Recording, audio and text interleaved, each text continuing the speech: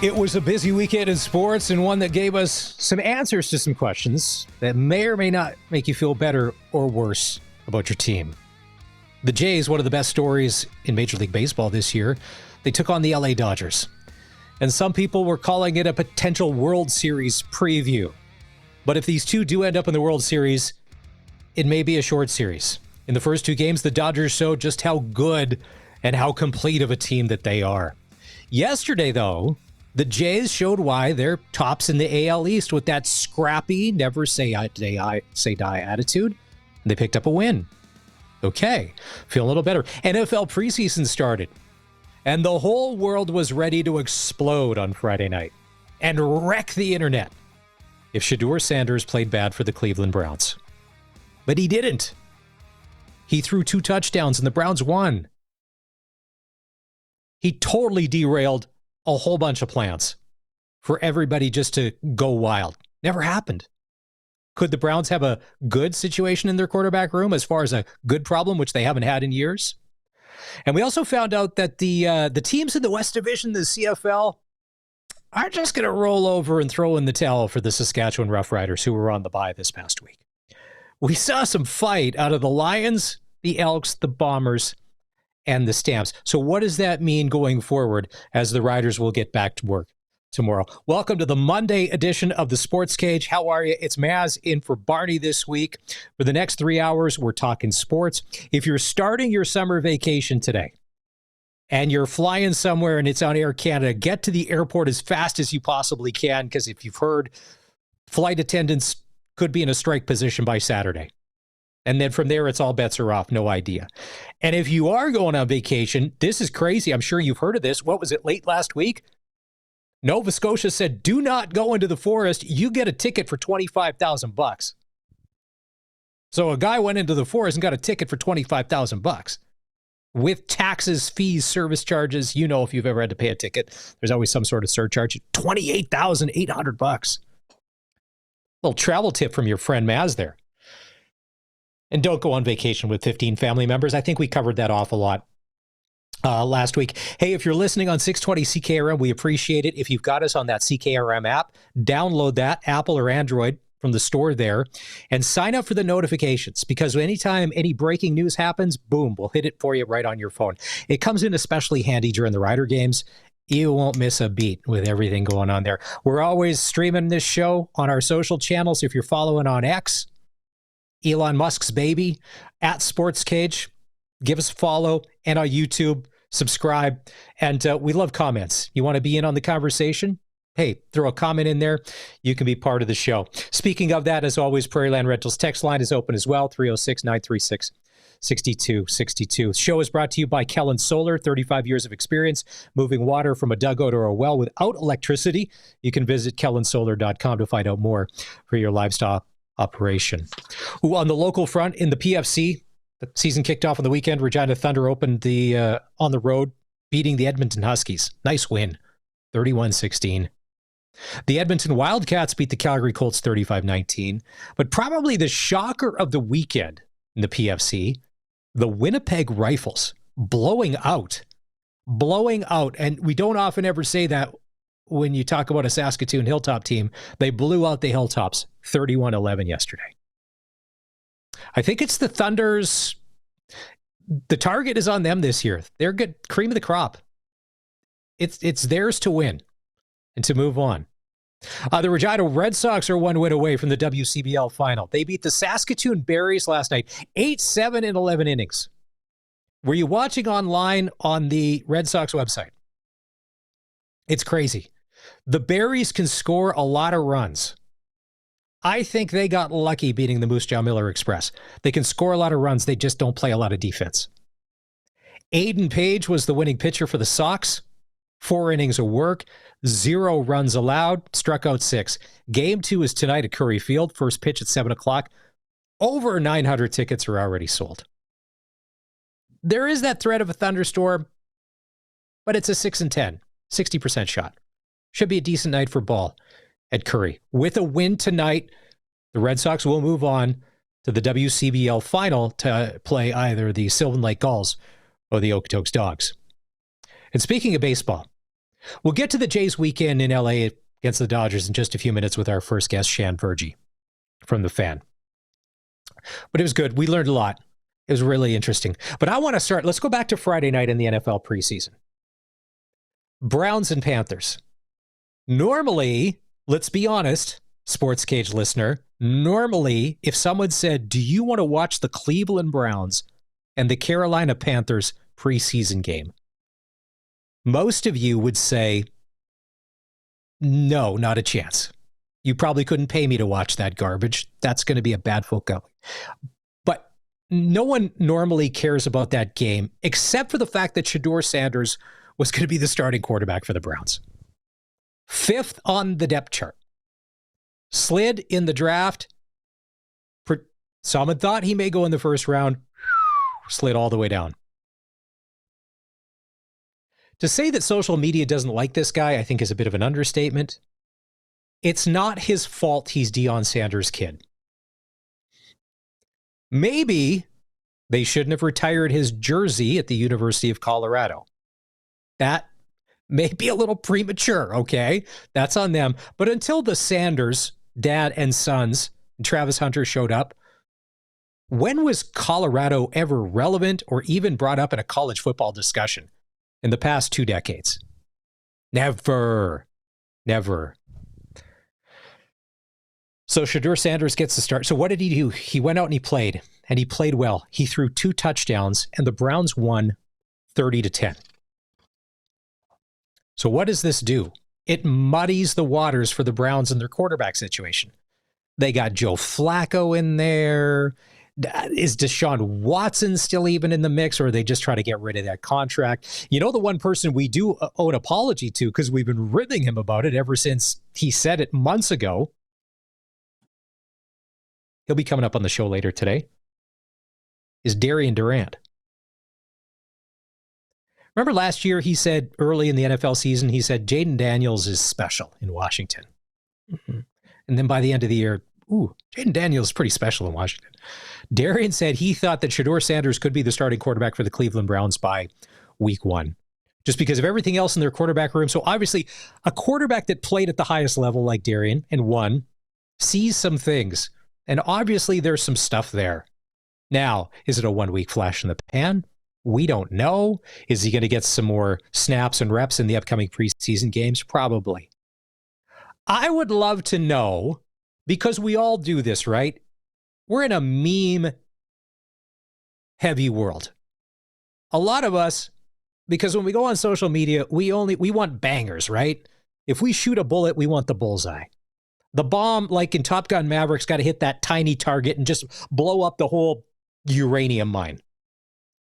So we save things, memes that we find funny, or we create things waiting for the perfect time.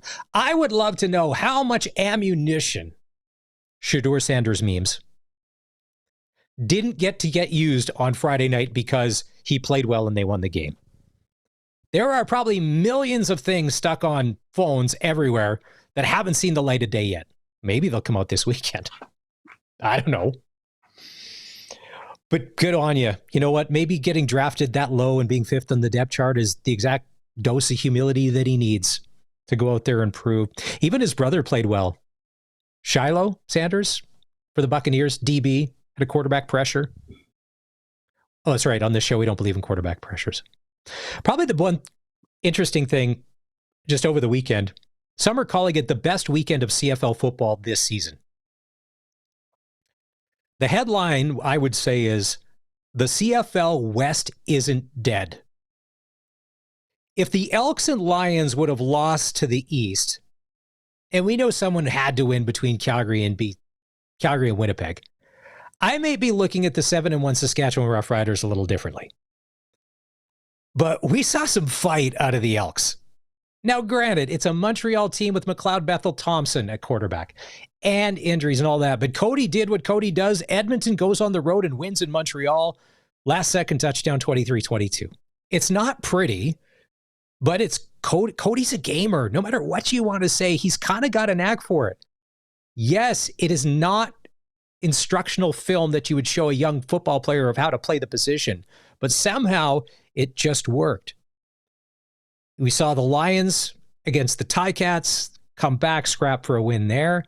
And Calgary and Winnipeg played some good football on Saturday. The Riders 7-1 in a bye. I think it's game on. Early in the season, I think it was Charleston Hughes when he was on said, one of the things that is benefiting the Riders this year that they didn't have last year is continuity. Same coaching staff, same system. Guys are getting comfortable learning how to play fast. Well, if you look at Edmonton and BC, new coaches, new systems, they're still learning, and maybe they're starting to turn the corner. And that glimmer of hope. Calgary, same thing.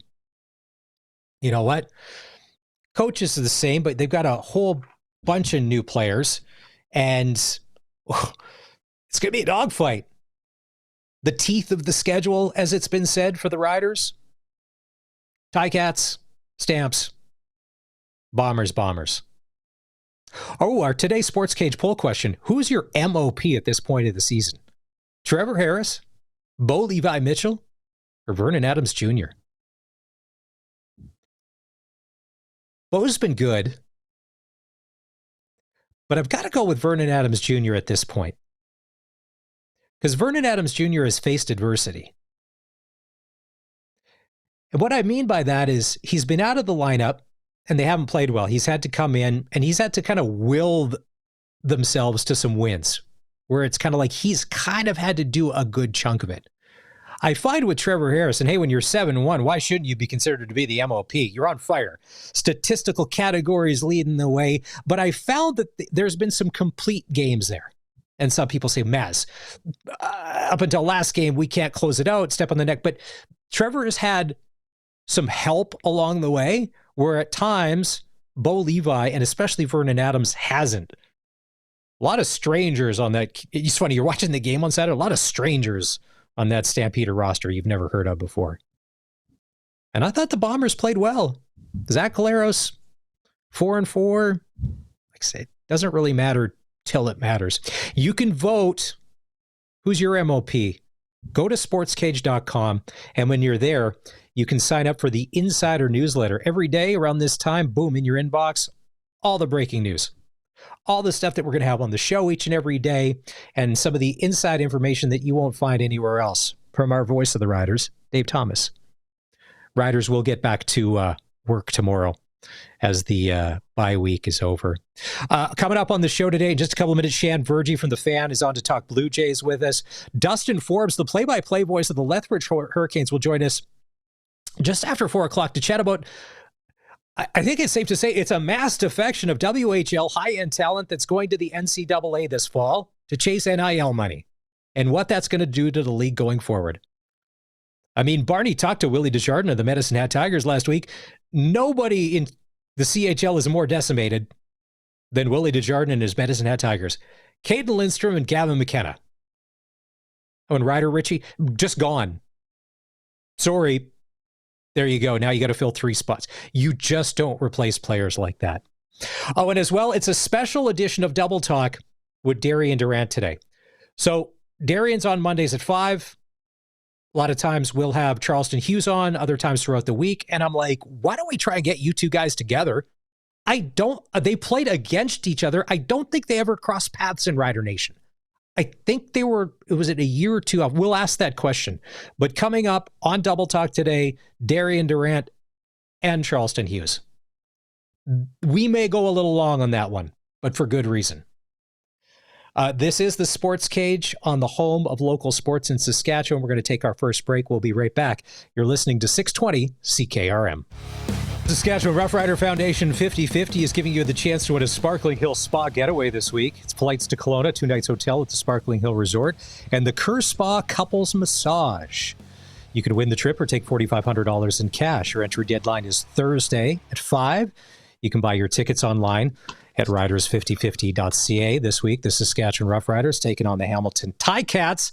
It's a Saturday early game, which is part of a doubleheader on TSN, which means the 620 CKRM Cooperators Rider Broadcast Network has countdown to kickoff starting at 10 on Saturday morning.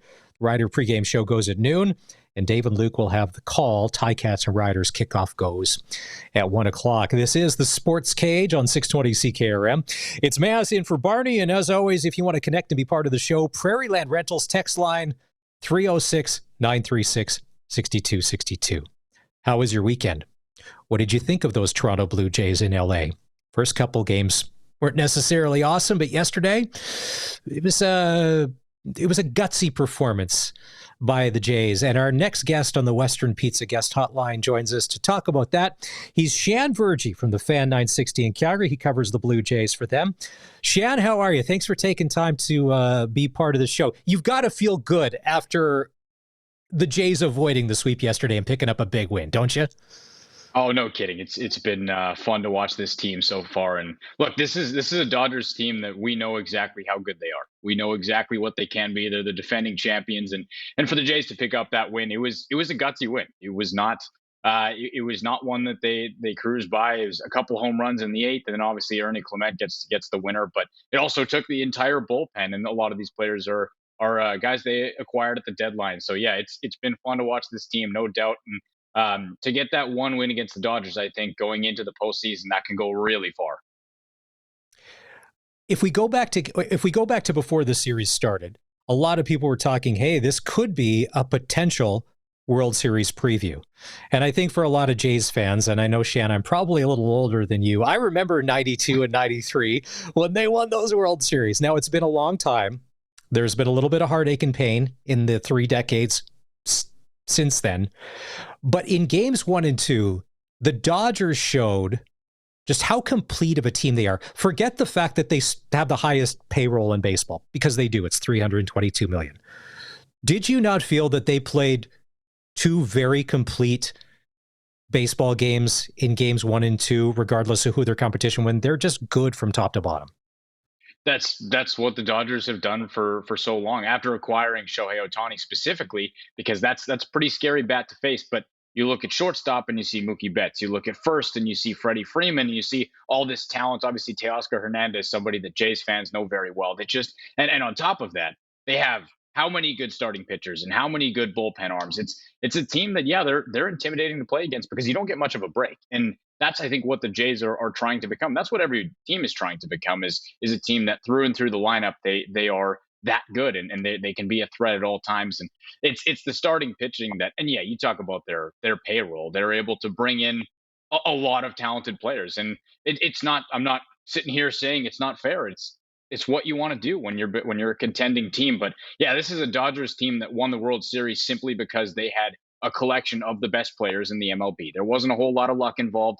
They were that good. And it's when you have guys that have been there, done that. You have guys that have been to multiple All-Stars. They've been major award winners. And on top of that, you have who I think is the best athlete on the planet, not just baseball. I think you have the best athlete on the planet, which is Shohei Ohtani. It's really hard to play against that team. And I think when you look at what the Toronto Blue Jays are doing this season, they're number 1 in batting average. They have people like Tyler Heineman batting over 300. They have other players down the lineup that are showing some flashes early on in their career. And that's contributed to what the Jays success has been so far. But yeah, when you play a team like the Dodgers that are so hard to play through and through, it makes it a tough out. Watching the game yesterday at the in-laws, we got into the discussion. Shohei Ohtani, I don't disagree with you. Incredible athlete. Bad at gambling, good at baseball. But then we were talking about, I'm like, I knew the Dodgers had the highest payroll, but I was like, well, let's see where the Jays, I didn't realize the Jays are number 5 in payroll at $233 million. So it's not like the front office isn't spending. I know in that second game where it was 9-1, what was it? Blake Snell, 10 strikeout. I thought that was a game that really exposed the Jays in some areas. I know with was in the first game there with Clayton Kershaw, and I forgot how I hadn't watched a Clayton Kershaw pitch game in a while.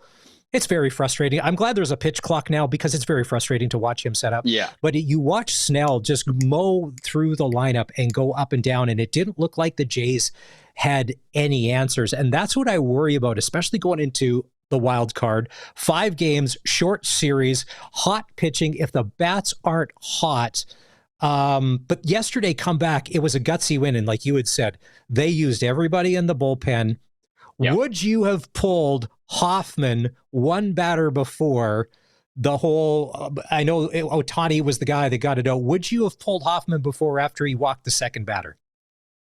Well, it's an interesting question because Jeff Hoffman was brought in to be the closer, and in many games this season has been a really good closer. Now we've also seen in many games he's also struggled, and specifically on the first batter, he's walked the first batter 5 times, and that's not what you want from your closer. So it's an interesting question, but I think at this part of the season, you're playing the Los Angeles Dodgers, and to give them that extra batter is basically saying we want you to be our guy in the postseason. Can you be hit? Can you be that person? And it ended up being Mason Fluharty coming in to save that game. But you know, at this point of the season, I'm okay with keeping him in there because you need to have a number one closer when you head into the postseason. But if it was that postseason and he's walked a couple batters already, loaded the bases, I would have taken him up absolutely. And that is becoming an interesting discussion. You bring in all these relievers to help you in your playoff push, but can any of those guys be the number one closer? Because at the end of the day, none of those guys have been on a playoff team the number one closer when it all comes down to it. So I'm okay with keeping him in for that game. When it gets down to the nitty gritty and you need an out, I'm absolutely switching pitchers there. All right, let's talk wild card. Jays, Yeah. Tigers, Astros, Red Sox, Mariners, Yankees. What's the one team that scares you the most that you don't want the Toronto Blue Jays to come up against? Probably the team that's playing the worst right now, and that's New York Yankees. It doesn't matter if they Really? squeak in.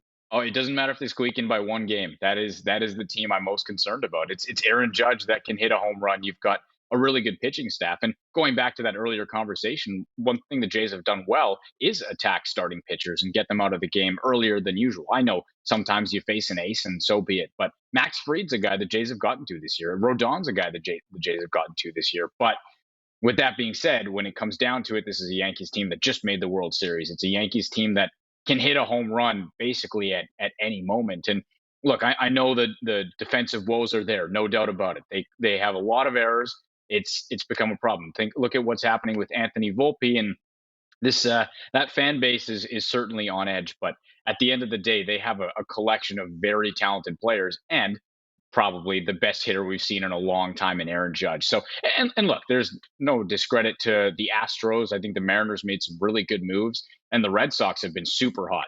I don't really want to play any of those teams, but I understand that baseball is, in terms of the major four sports, it's the smallest postseason. So you will face a good team right away. I think that's why it's super important for the Jays to win their division and get into that spot, because then if it's the Red Sox and the Yankees playing each other, you hope that's a 3-game series and there's 3 starters, 1, 2, 3 gone, right? So that's what I Yeah. really like about the Jays situation right now.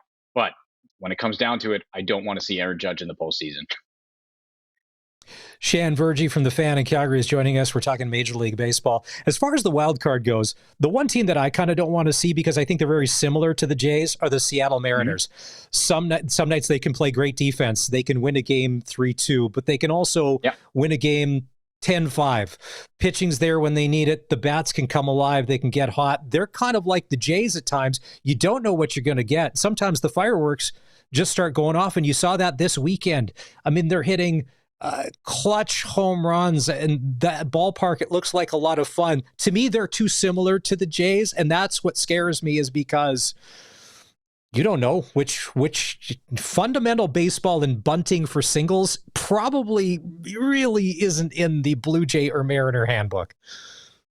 Yeah, not exactly. And you look at a guy like Cal Raleigh, obviously he's lighting up the majors this year. By the way, best nickname in the world, I think, with Big Dumper. That's unbelievable. But you look at their big addition was Eugenio Suarez, and he is a big bat. I've watched a lot of Diamondbacks games. I've really enjoyed watching that team, but that was the big move, and I thought the Yankees would be the team to get him, and that scared me. And then Seattle picks him up, and you look, okay, that's a team that's got their catcher is dominating right now.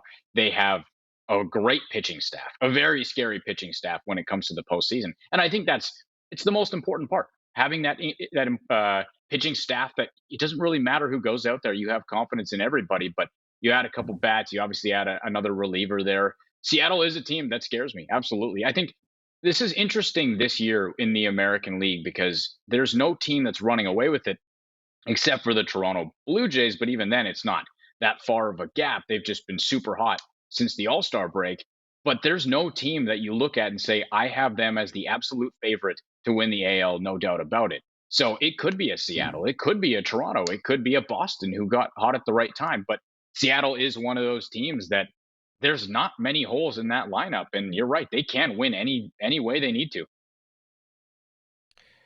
As far as the National League goes, you got Milwaukee, LA, Philadelphia, Chicago, New York, and San Diego. And the Jays start a series with the Cubs tomorrow night. I'll still call it the Sky Dome. You get 3 against the Cubs. And they're not the Dodgers, but they're having a good year.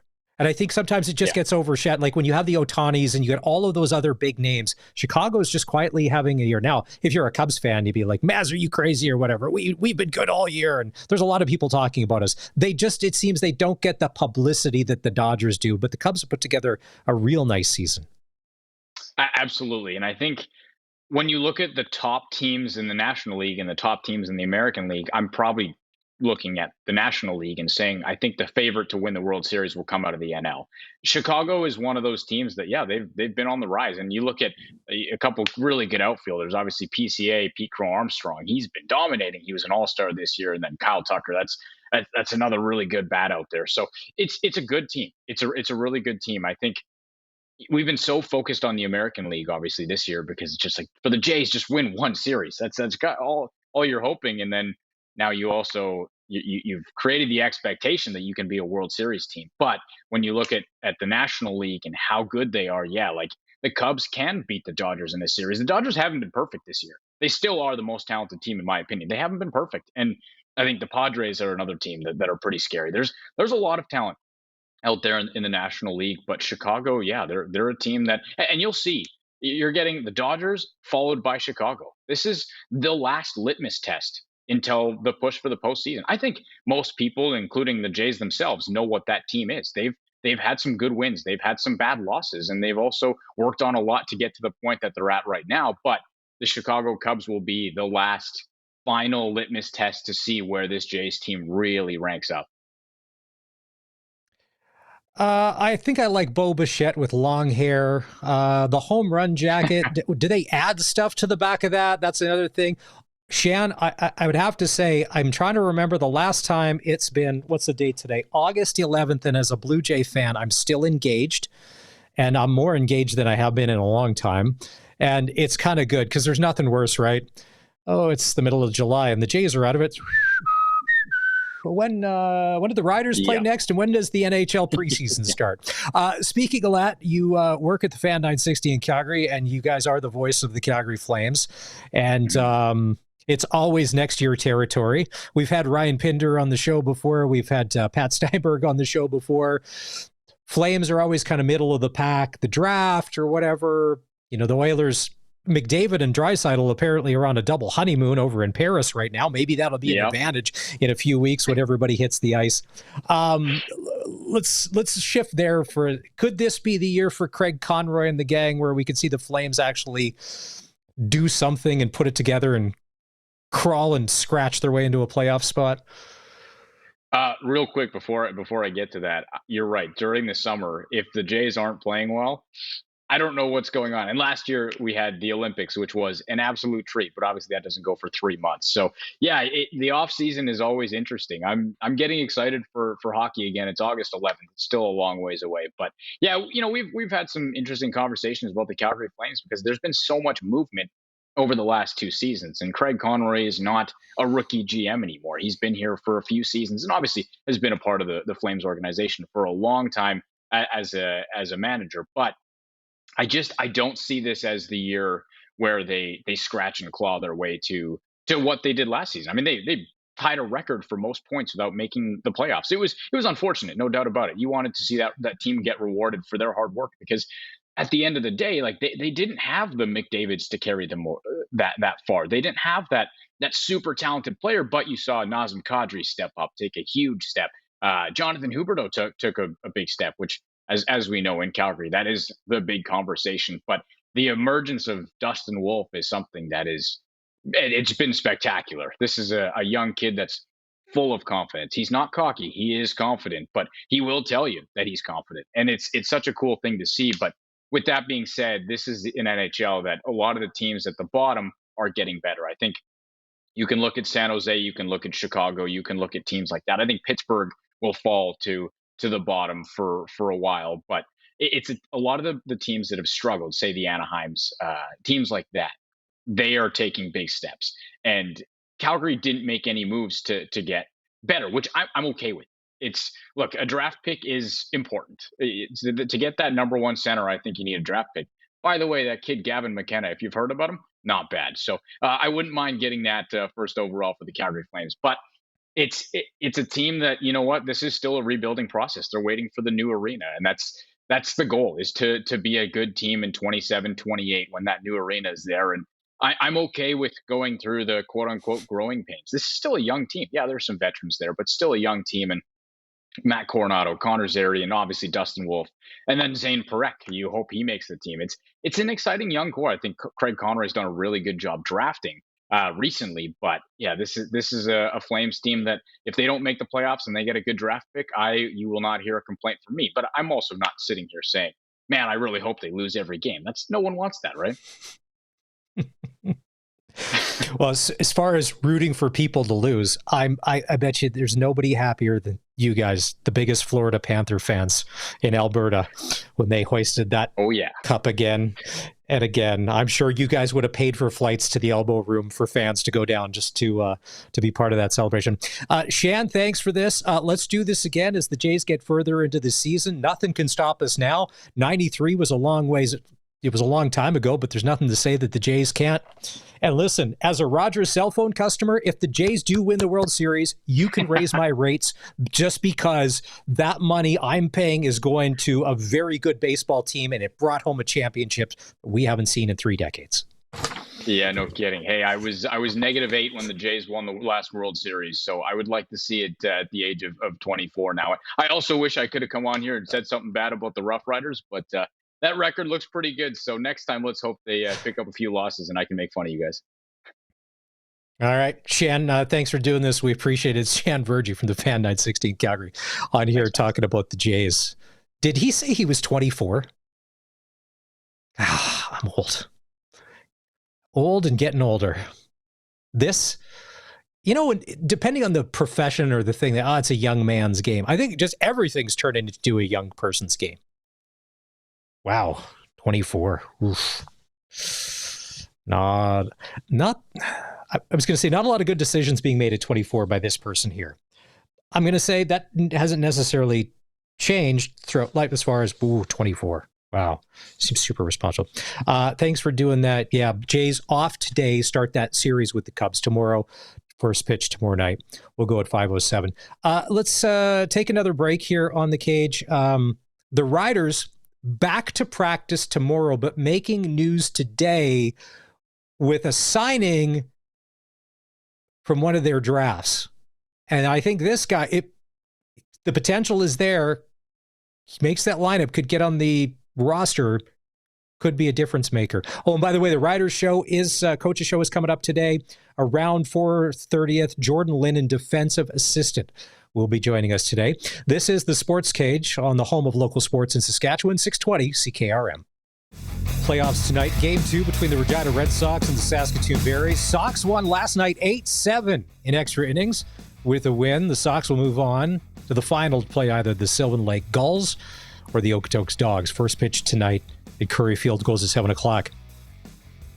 Over 900 tickets have already been sold, so if you're just planning on walking up, take your chances, or you can go to the Red Sox website and grab your tickets right now. Jays are off today, start a series with the Cubs tomorrow at home. On the ice at the Hlinka Gretzky Cup, Canada beat Finland 5-3. Tomorrow they take on Switzerland. The UFC and CBS Paramount have struck a 7-year, $7.7 billion deal, which will have all UFC events stream on the Paramount Plus app at no extra charge starting in 2026. And the Saskatchewan Roughriders have signed first-round global draft pick Sylvain Youngin. Originally from Belgium, 6'4", 260, he's played 5 years at Georgia Tech. The Riders will get back to work tomorrow after their bye week, getting ready for the Ticats, who they'll take on Saturday. It's Maz here doing the Sports Cage. Colson, one of the double C's, running things here at Century Studios. Our Sports Cage poll today, who's your MOP at this point in the season? Trevor Harris, Bo Levi Mitchell, or Vernon Adams Jr.? And I had said big play VA. Colson, we're, 9 games in on this season. Who's your MOP candidate so far to this point, and why? Like you said initially, like you can't deny the record for the Riders, 7-1, and Trevor just balling out and all of that. But at the same time, Bo is Bo, and he's slinging it. And even when he's been double covering Lawler, he's been picking other people. And like I'm just thinking of the Tiger Cats and the Lions last 2 matchups that were just complete, like, what's the word? Shootouts. That's what I was thinking of. Yeah. And so, because it's one thing to be just slinging the ball, just getting big numbers. It's another to be doing it and winning. And they were on a 6-game winning streak until they lost to the Lions. So, yeah, and it was unfortunate in that game, and that wasn't on Bo, that Tim White in overtime, fighting for extra yards, drops the ball and it's a fumble, and BC, all they got to do is kick the field goal. Because I had thought Hamilton's going to go down and they're going to score and they're going to do that. Is this the play right here? Yep. Yeah, man. Sometimes you just got to know when to go down. But like somebody said, you can't take the dog out of somebody. And as a receiver, you're always trying to fight for extra yards. And sometimes that's what happens. Yeah, that was unfortunate. And I'm like, is that? I was hoping that that's not the game. To me, Trevor Harris, 7-1. You're doing everything your team has asked you to do, but I found that the Vernon Adams and the Bo Levi Mitchell, sometimes they've had to put the team on their shoulders in certain games and will them to wins. And Trevor has had a pretty good complete and supporting cast around him for most games, not all. It's been a bit of a rotating cast. Have had a bit of a rotating cast, but with good depth and consistency and, a really good defense. Because at times, Hamilton's defense has been nowhere to be found. And the Stampeders, like sometimes VA is doing it. So I'm going to stick with my Vernon Adams Jr. as my pick. So if you're a Bo Levi, and it's no disrespect for Trevor and what he's done. Oh, no. Because if it wasn't for a bit of a kooky, smoky Saturday, the Riders could be 8-0. Exactly. And maybe he's just the runaway MOP candidate after 8 games. But it just seems, as far as most outstanding player, there's times where those two have had to will their teams to victory, and they've been able to do it. And you saw this. Without Vernon Adams in the lineup, Calgary they're the Edmonton Elks minus Trey Ford at quarterback. They're not even in the conversation. Yeah. So the way I'm hearing you explain it is VA and Bo Levi as individuals, which it's an individual award, have done the most, whereas Trevor has done the most as a cog in a machine, so to speak. Yeah, and it's not to say that we're not taken away from, but if you had to pick like the most outstanding player, not team guy, player. This is individual. This is selfish. Yeah. It's one of those two. Because remember, last year at this time, Bo Levi was not in this conversation. No. Bo Levi was benched, and then he was back in, and Bo Levi needs to retire, and he's washed up, and him and Scott Milanovich don't get along. So to see in the past year just how he's kind of reinvented himself in the CFL, going through 3 and 4 reads, he's more than a gunslinger now, and that's what makes him so dangerous. That's the part that Vernon Adams, if he ever gets to, that sometimes in the happy feed or the bad interception, which at times cost him, but it didn't cost him on the weekend.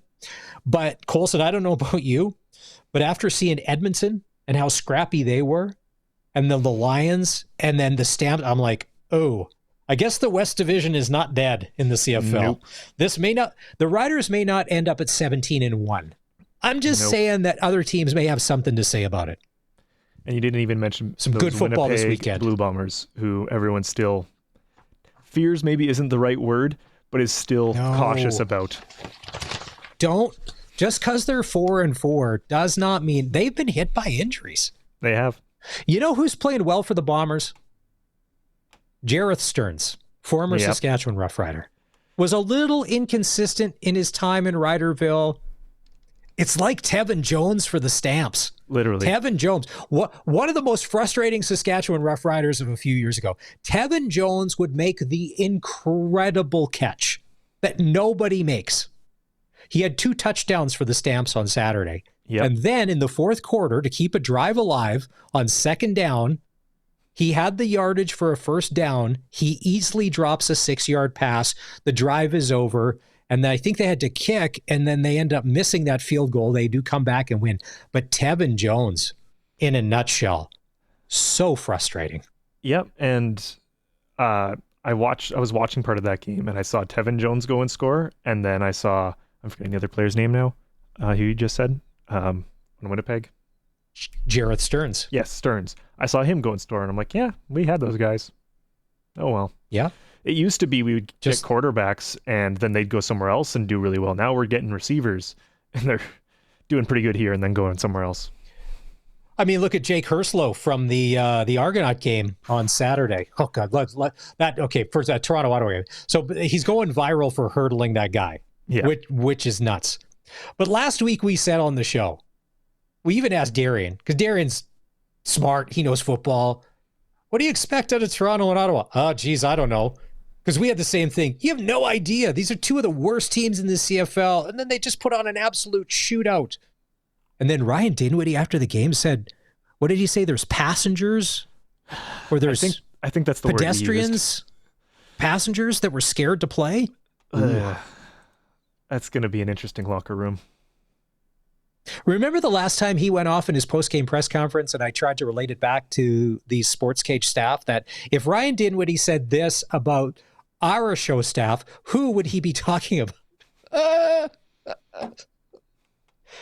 It's funny who's listening. People that say they don't listen, it's funny who's listening because when they hear that stuff, when they send you a private message like, hey, I heard that. I don't necessarily know that maybe you should be bringing that stuff up on the air. I'm like, oh, I don't know. I thought it was funny to be called, trust me, you go to work day in, day out. Some days you're going to be a passenger. Apparently, on a Ryan Dinwiddie coach team, last Saturday was not the day to be having a passenger day because I think Toronto, they had a chance to win. That's a lot of false confidence, though, isn't it, Colson, for Ottawa? Like, you beat up the Argonauts. Yeah. Like, well, what are the standings? I had just had it pulled up here. Riders are 7-1, Stamps are 6-3, Bombers are 4-4, Lions are 4-5, Elks are 2-6, and that Elks team is getting better. Alouettes 5-4, Ticats 6-3, Alouettes 5-4, Red Blacks 3-6, and the Argos 2-7. Yeah, like it was literally the battle of who gets to be last in the East. Like, you're not winning any awards for that game. Yeah, it was a great game, part of a great weekend, but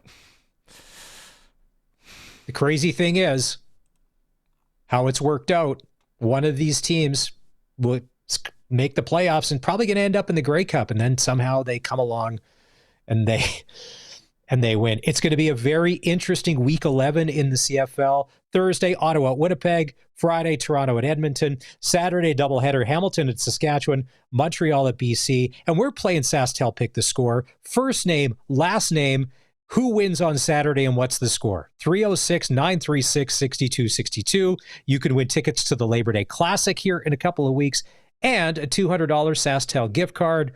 Best of luck when you give your prediction. All right, it's time to take a break. When we come back, Dustin Forbes, the play-by-play voice of the Lethbridge Hurricanes, will join us.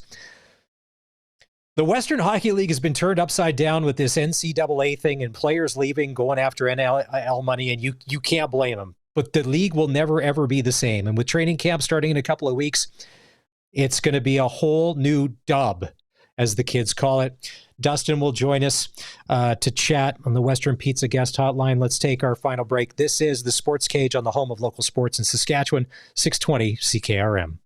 For number 2 of the show on this Monday afternoon, still to come, a special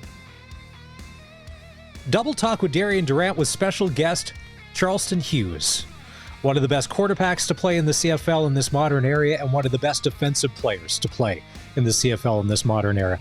We'll do that just after 5 o'clock. Charleston was on summer vacation last week. He was at SeaWorld So we're going to have to get an update to see how that went. I didn't see him on social media. He said he might try and ride Shamu. I didn't see anything. Doesn't mean it didn't happen. Maybe it just didn't get through into my algorithm. Coming up on the show tomorrow, retired NHL referee Tim Peel will join us. We've had him on before, million stories, great guy. Been up to Sasky because he was in Chaser's wedding. He's also part of the Snipes and Stripes podcast with Jeremy Roanoke, so he'll be on the show tomorrow. It's Maz in for Barney. It's Monday, August 11th. And if you have kids, there's 3 weeks left in summer vacation. And if you're like my wife and I, we're scratching our heads, what do we do for another 3 weeks? Thank you, Steve Jobs, for inventing the iPad. Once again, every penny we've invested in these iPads coming through large. And to the people who made Minecraft, whoever you are, you too, you're doing God's work. You deserve some sort of honor. Whatever we pay for Minecraft, I don't know, do we pay for it? I don't really handle that. Somewhere along the way, you got to pay for something. They're busy being good kids playing Minecraft. Can't even get 2 words out of them. Dad, we're busy making stuff in that. I think the Minecraft movie was on TV at our house the other day. Jason Momoa's in it. So if you're a parent too, and you're trying to figure out what to do for the next 3 weeks with the kids, because summer vacations may be over, but the school hasn't started. Yeah. Try to get them off pop. That's what we're trying to do. We're not drinking a couple of Pepsis every day. Time to go out on the Western Pizza guest hotline here and say hi to Dustin Forbes. Let's bring him back in on the show. He is the play-by-play voice for the Lethbridge Hurricanes. And the Western Hockey League will look incredibly different this year, because last year when the NCAA said it's okay that players from the Western Hockey League can play in the NCAA, and I was like, ooh, what will this do? And what about NIL money? People are like, no, it'll be a slow trickle. And then the thing happened. Now the exodus has started with none other than Gavin McKenna, who's expected to be the first pick overall in the NHL entry draft this upcoming season. Dustin joins us. Dustin, how are you? Because Medicine Hat is not far from Lethbridge, and that Tigers team, their roster decimated between Gavin McKenna, Ryder Ritchie, and Caden Lindstrom, no longer part of the program. Wow. Yeah, it's been quite the summer, unlike any other, quite frankly, around the Western Hockey League, with players committing to the NCAA and leaving earlier than their eligibility would expect you to see them leave. But it's the new landscape that we are dealt with, and so we'll see how it all unfolds. Obviously, at first blush, you're concerned because the Western League's lost a lot of good players, and you mentioned the to-be first overall pick, probably the to-be second overall pick too, and Keaton Verhoff of the Victoria Royals going to the University of North Dakota. So there are some certainly significant names leaving the league, but as we see every year when those players leave, be it at 18 or 19 or 20 to go on and play pro, there's always players that come up through the systems across the league that make a name for themselves and become household names in short order. So we might have to see that sooner than maybe expected. But if you're Willie Desjardins, now I get it. You're a Lethbridge Hurricanes guy, and your checks say Lethbridge Hurricanes on it. But if you're Willie Desjardins, you have to kind of feel for the Medicine Hat Tigers. It's not that you just lost one player, and maybe you lose 3 top-tier talents. You were just in the Memorial Cup final last year, and you lost. And you think, well, we've got a stacked roster. We're going to try and run this thing back. The simple question, can you recover from something like this? I said, there's opportunities for others, but those are 3 special elite talents. Yeah, it is. And you're right. I'm paid by the Hurricanes, and I'm the voice of the Hurricanes. But obviously, you pay attention to the league, and you have a lot of respect for the people around the league. And Willie's one of those people, and the Tigers organization for that matter, too. It's tough to see. I think from a Medicine Hat perspective, it definitely isn't favorable, for sure. I mean, you're talking about 3 really good players, 3 players that are elite players at our level, 2 that are one's a top 4 pick, one will be probably a number 1 pick, and another that's a second round pick. So some significant hit in terms of their run it back mentality. But every team has been affected by it for the most part. I mean, we just saw over the weekend Ollie Josephson from the Red Deer Rebels, their captain and leading scorer from last year, who's a Seattle Kraken draft pick commit to go play, I think, at UND as well, University of North Dakota. And you talk about being the team in the East that's been hit the hardest. Victoria Royals in the West, maybe the hardest hit, with Cole Reshny, who was a first-round pick of the Calgary Flames, committing to go NCAA. Mentioned Keaton Verhoff before, who is only going into his 17-year-old season and set records as a 16-year-old defenseman in our league last year. So it is concerning, I would say, from like a broadcaster's perspective. I'm sure from a fan's perspective, and I would imagine that the people who make a lot more money and are a lot smarter than me, having a seat at the governor's table for the Western Hockey League, are wondering where the league goes from here. But like I said before, you're going to see younger talent in the league.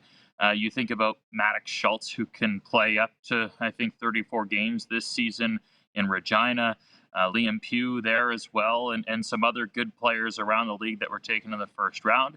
And it's going to be a recalibration, right? I mean, I know Craig Button had kind of mentioned it on a podcast late last week about how many of these players come back to the Western Hockey League. I saw that. Because they can go. I saw that. And maybe they don't play a lot. Maybe they struggle to produce. Maybe the game aspect doesn't favor them with playing only 34, 36 games and having to attend school all week leading up to the game. So there's a lot of unknowns, right? What we do know is that there's been a lot of players that have left the league.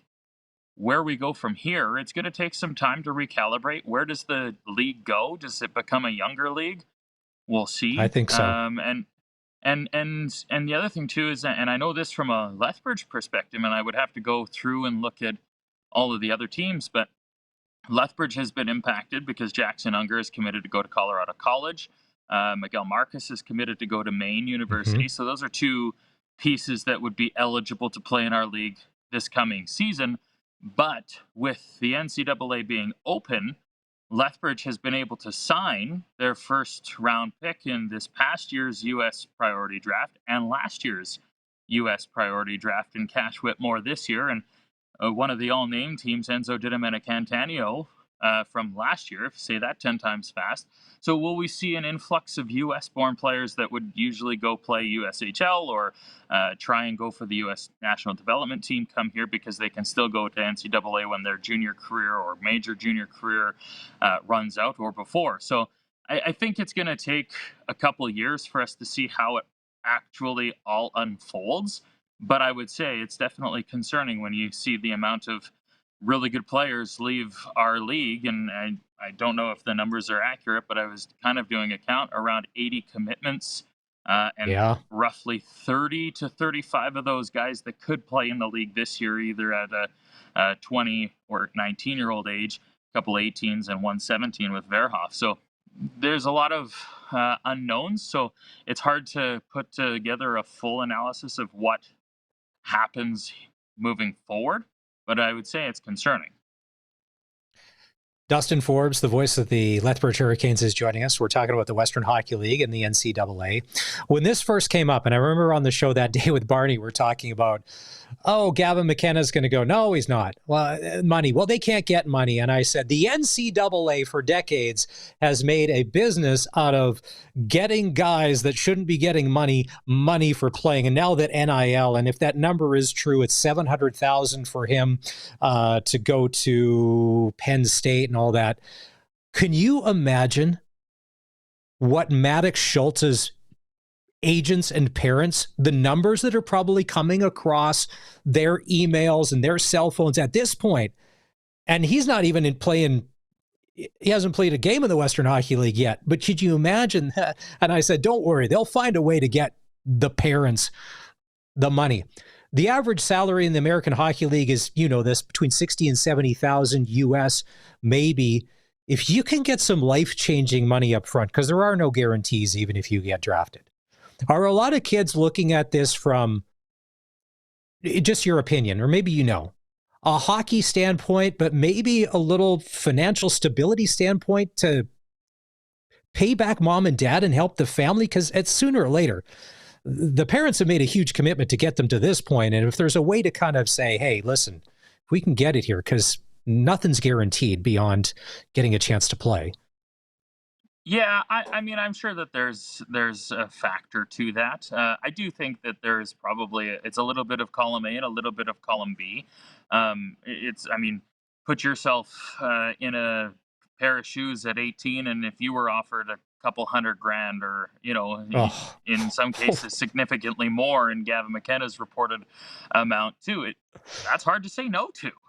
Like I'm 34 years old. If I was offered that type of money, it would be really hard for me to say no. So, and you're right, there are no guarantees. The one thing I do know that there is a guarantee is that you can't sign an NHL contract while you're playing NCAA, and you can in the Western Hockey League.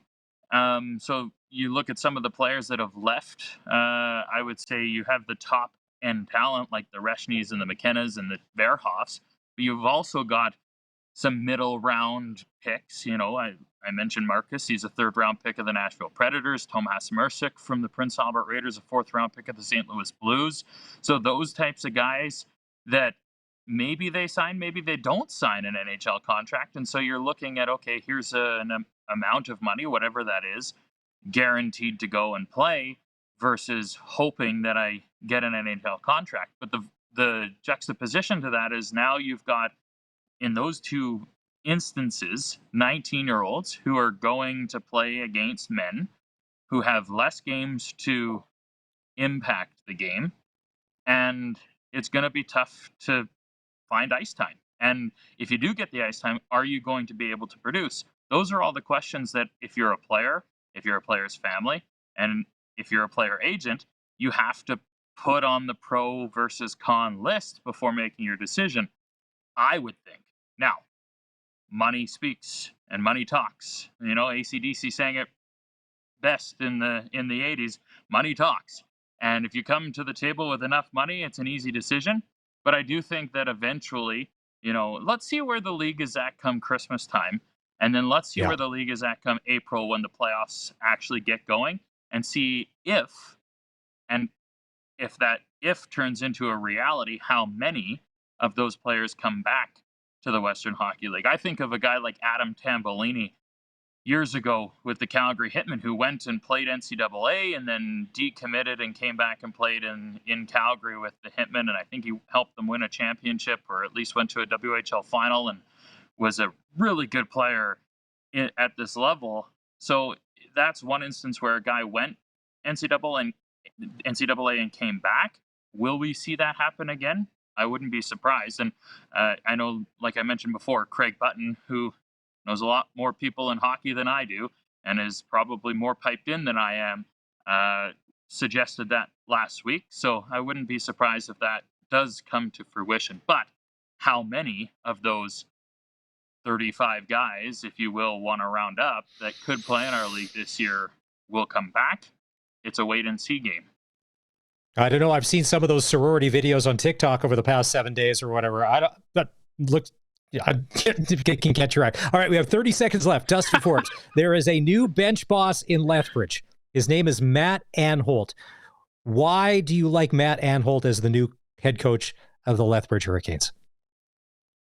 Well, first and foremost, I've worked with Matt now for 7-8 years, and it goes back even further when he was still playing, when he played NCAA at Alaska Fairbanks. And I think he's perfect now for the job. And I know in Lethbridge there's the conversation about, well, he's the general manager's son because he's Peter Anholt's kid and Pete's the GM. But from a guy that I see is the first in the rink and the last to leave the rink, and is one of the hardest working guys I've worked with, it's contagious. And I think for him, now is the time. And if it wasn't going to be here, it was going to be somewhere else. And I know that for certain. So give him the opportunity and run with it. He's younger, or he's older than Pete was when Pete was named the head coach in Prince Albert. So he's got some work to do to catch up to Dad. And I'll say this before I go. Matt took over on an interim basis a couple of years ago when Brent Kissio was at the World Juniors, and I think he went like 4-2 in the 6 games when Brent was away. And Matt and Pete Anholt are at the winningest father-son tandem in WHL history for coaching wins, surpassing Ooh. Brent and Kelly Kissio. So, but a lot of those are Pete's wins. So Matt's got to start to pull up his, yeah. All right, it's Dustin Forbes, voice of the Lethbridge Hurricanes. We always appreciate your time. Let's do this again once the season gets rolling, and we'll see where this conversation has taken us, see where some of the knowledge plays out. All right, time to take a break on the Sports Cage. It's a quick break. When we come back, the Rider Coaches Show, Jordan Linnen, defensive assistant, will join us. This Saskatchewan Roughrider defense, you can't run on them. They're number 1 in the CFL. We'll ask him about that next. This is the home of local sports in Saskatchewan, 620 CKRM. We do the Coaches Show on Monday afternoons. It's Maz here, joined by defensive assistant Jordan Linnen of the Saskatchewan Roughriders. Jordan, last week was a bye week for you. Now, when it comes to being one of the coaches, do you get to scatter and go somewhere exotic on vacation, or is it right back to work at Mosaic trying to dial up the next great defensive scheme? Fortunately for us, Coach Mace does a great job of allowing us to kind of have that mental break like the players. So most of us get out of here and go back to our hometowns or go back to be spending some time with family. So I was one of those guys fortunate enough to get away. Vancouver's home for me, so I was back in Vancouver for the bye week and spent some time with the family and the babies. Did you get a chance to watch any of the games over the weekend? I would have thought differently of the West Division had Edmonton lost and BC lost, and we knew someone was going to win, Calgary and Edmonton.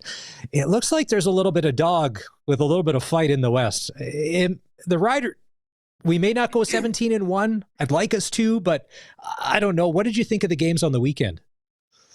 Yeah, I mean, it's, ultimately, I think all of us as coaches, and I'm sure the players as well, we're all fans of this league. So, I think innately you're going to be tuned in, even if it's for half of a game. So we were definitely watching. I was watching. And like you said, I think the biggest thing with the West is you know that no one in the West is ever out of it, and playing Western opponents, you have to run the gauntlet to be able to get to a 15-2 or a 17-1 or whatever that may be. So, much like we expected the West, put on a show. And honestly, I think all the games, as a whole, even the game with Ottawa and Toronto, were electric and fun to watch as a fan of football. So definitely was a good week for the CFL. When you get a 46-42 game final score, no matter who's playing, defensively, when you're watching the film, is that an extended session the day after? Because there's probably a few things in there that may need correcting. Yeah, I think it's a bit of both. I think you either have the mindset of, hey, we got a lot of corrections and we're going to get in here and break this down and figure out where we can be better. And obviously with a score like that, there's lots of places to be better. But I think sometimes too, some coaches will look at it and go, you know what, this is an aberration. Let's just flush this and move on. And that's a lot of clips to try and work through. So, that's probably a 60, 65 plus snap game for the defensive players on either side. So, you try to get through it as best you can and make the corrections on the big issues. But I think more often than not, you're like, all right, let's just move on and forget this one and learn from it. A lot of us sit in staff meetings at work and we have limited attention spans. In your experience, what's the maximum amount of clips you can show a group when we're making corrections before you lose them? Is it under 10? Is it 10 to 15? What's the sweet spot there for the message getting through without it getting lost? I think it varies by position group. Each position group is a little different. For me, I work with the DBs primarily, and I think with the DB group, I think our capacity is about 25 clips, and then it's all right. Now it's Charlie Brown in the background, womp. So we try to be concise with that, but I think in the best ways, I think Coach Mace and our defensive staff as a whole does a good job of just making sure we give you the meat and potatoes, and then any additional corrections we can get with you one-on-one or small small group meetings. But, our guys do a good job too. They're such willing to learn type players across all, positions and all position groups that they're going to watch the whole game regardless if we watch it with them or not. So, sometimes we'll sit in there and as we're going through things and making corrections, we might skip 2 or 3 clips talking about something or joking about something, but we usually get through the whole game as a whole. And then from there, if there's more specific things that need attention to detail, we touch on those as well. The Riders are 7-1, but the 7th win, I'm going to say, even us crazed fans in Rider Nation, we thought if we played well in all 3 phases, we could go to Montreal and win. We weren't talking a 20-plus point blowout out of the Alouettes. The defense is really playing well. Number 8 in the pass, but number 1 against the run. Why has it been so hard for opponents to run on this team this year? I mean, again, I think it's a testament to Coach Mason, his philosophy, but also, across, again, all position groups on the defensive side of the ball. We all take a bit of onus in that, right? I think we all believe that we can affect the run game or the run defense. I know specifically on the back end as DBs, we look at it as an opportunity to be in the run fits, to be able to affect the game, because more often than not, traditionally and fundamentally, you're not accounted for, right? It's, the front 7, it's the D-line, it's the linebackers. But in our philosophy and in Coach Bell's philosophy and Coach Mason's philosophy, it's having our DBs show up in the run game when and if needed, but also in situations where an opportunity presents itself. Our guys are willing tacklers, which is a big part of it, and our guys are more than eager to make a big play that can potentially create a turnover or turn the tide, right? We want to be able to affect the game positively. And for us, obviously, in the back end, it hasn't been, great sometimes in the past game. So for us, it's, extra plays or extra reps that we get to be in the run fits and affect the game positively that way. So that's kind of how we've been able to show up, and why I think our defensive, prowess, at least when it comes to the run game, has been as good as it's been this year. You may agree, you not. I think Marcus Sayles is playing some of the best football of his career these past 5 games. He is everywhere, and he's got it on lockdown. Is that just me seeing things, or is that how you're seeing it as well? No, absolutely. I think, we laugh because, a year ago or a year and a half ago, he was cast away by BC and thought to be too old or on the back end of his career. I think Sayles brings a completely different dynamic to our secondary and really our team. From a leadership standpoint, from a want to standpoint, from a professionalism standpoint, all of those things. But, to talk about what you said, like, I think you're seeing glimpses of greatness again from Sayles. I think to the average eye, to the fans in Rider Nation, they see what he's doing. He's going to be the first one to tell you, just like we would be the first ones to tell you, there's still so many plays out there that he's leaving out there. But in saying that, that's again him being held to a high standard. As far as the league itself, as far as his position across the league, I don't think there's many players better than him at his position in the league, period. That being said, we're always going to keep pushing him and trying to see if we can get more. And I think he's pushing himself day in and day out to get more out of his ability and what he sees and what he's doing. So, I think he's definitely a great player, but I think he's striving to be even better than that on this back half of the season. The Roland Milligan effect, he's the best defensive player in the CFL, and we saw that last year. But spilling over into this year, what does that do to everybody else on the defense? When Zero's out there, because it does. He's game planned around, which means it's like the Bombers and Willie Jefferson. You have to game plan around it. You got to know where Milligan is. How have you guys been able to take advantage of that as a defense, knowing that, well, Milligan's going to draw some attention? Yeah, absolutely. I mean, we all know, and I think it's not a secret now league-wide, that, Zero is a special player. Obviously, he's recognized as such as being the defensive player of the year. But I think, like you said, the game planning component from the opposition is obvious and is notable. So, we work concepts, we work coverages, we work scheme to create opportunities, right? It's easy to say, well, they're just not going to throw at him. Well, yeah, I mean, that's obvious, and that's good coaching on a basic level. But, for us, our jobs as coaches is to put them in positions to succeed and to more or less manufacture opportunities for him. And I think we're doing that. We're going to continue to do that. We still feel like we can get him some more opportunities, some more chances to take, risks, calculated risks, and make plays, to get back to, the stats that give him the credibility of who he is. In our building, and I'm sure even league wide, he's still the best player or one of the best defensive players in this league far and away. But, obviously hasn't had as many opportunities, or maybe hasn't made the splash plays that everyone was used to making because of last year. So for us, what we try to do is, counteract the scheme that the opponent gives us by creating and manufacturing ways to get him into certain things that will give him a chance to make a play on the ball. The next 4 games, Bo Levi Mitchell, Vernon Adams Jr., and Zach Collaros. Lord willing, he's healthy. This is going to be a tough 4-game stretch. And as far as Mitchell and Vernon Adams Jr. go, they're halfway through the season. Who's the MOP? Those are the names that are coming up. And they're both great, but for different reasons. Let's start with Bo Levi this weekend and the Hamilton Ticats. Bo's a gunslinger, was a gunslinger, but now he's going through 4 reads. It's not just the long ball. You've got to adjust to the new Bo. He's still got old Bo in him, but this new Bo, he poses, is it more problems or more complex problems than maybe a one-dimensional Bo of 5 years ago? Yeah, honestly, most, if not all, especially defensive coaches that have to scheme him up every week will tell you, I think Bo is playing the best football of his career. And that's a lot to be said about a guy that was as dangerous as he was in Calgary.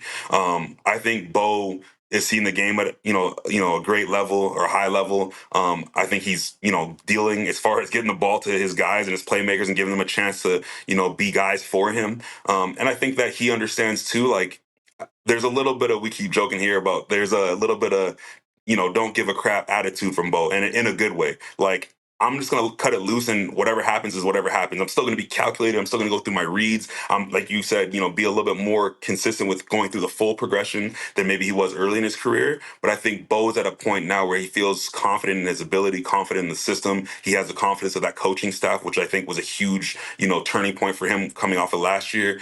And he's got playmakers around him, man. That's a great receiving core with a lot of really good, athletes and playmakers. So I think it's a little easier to cut it loose when you have guys and confidence that you can put the ball in the air and they're going to go make a play for you. So, yeah, hats off to Bo. He's a great, leader, great quarterback, but I think we're getting the best version of Bo. And as a fan, that's what you want to see. You mentioned the receivers of the Hamilton Ticats. Kenny Lawler has been kept in check pretty much for the past 3 games. You're never going to shut him down completely, but he hasn't gone off.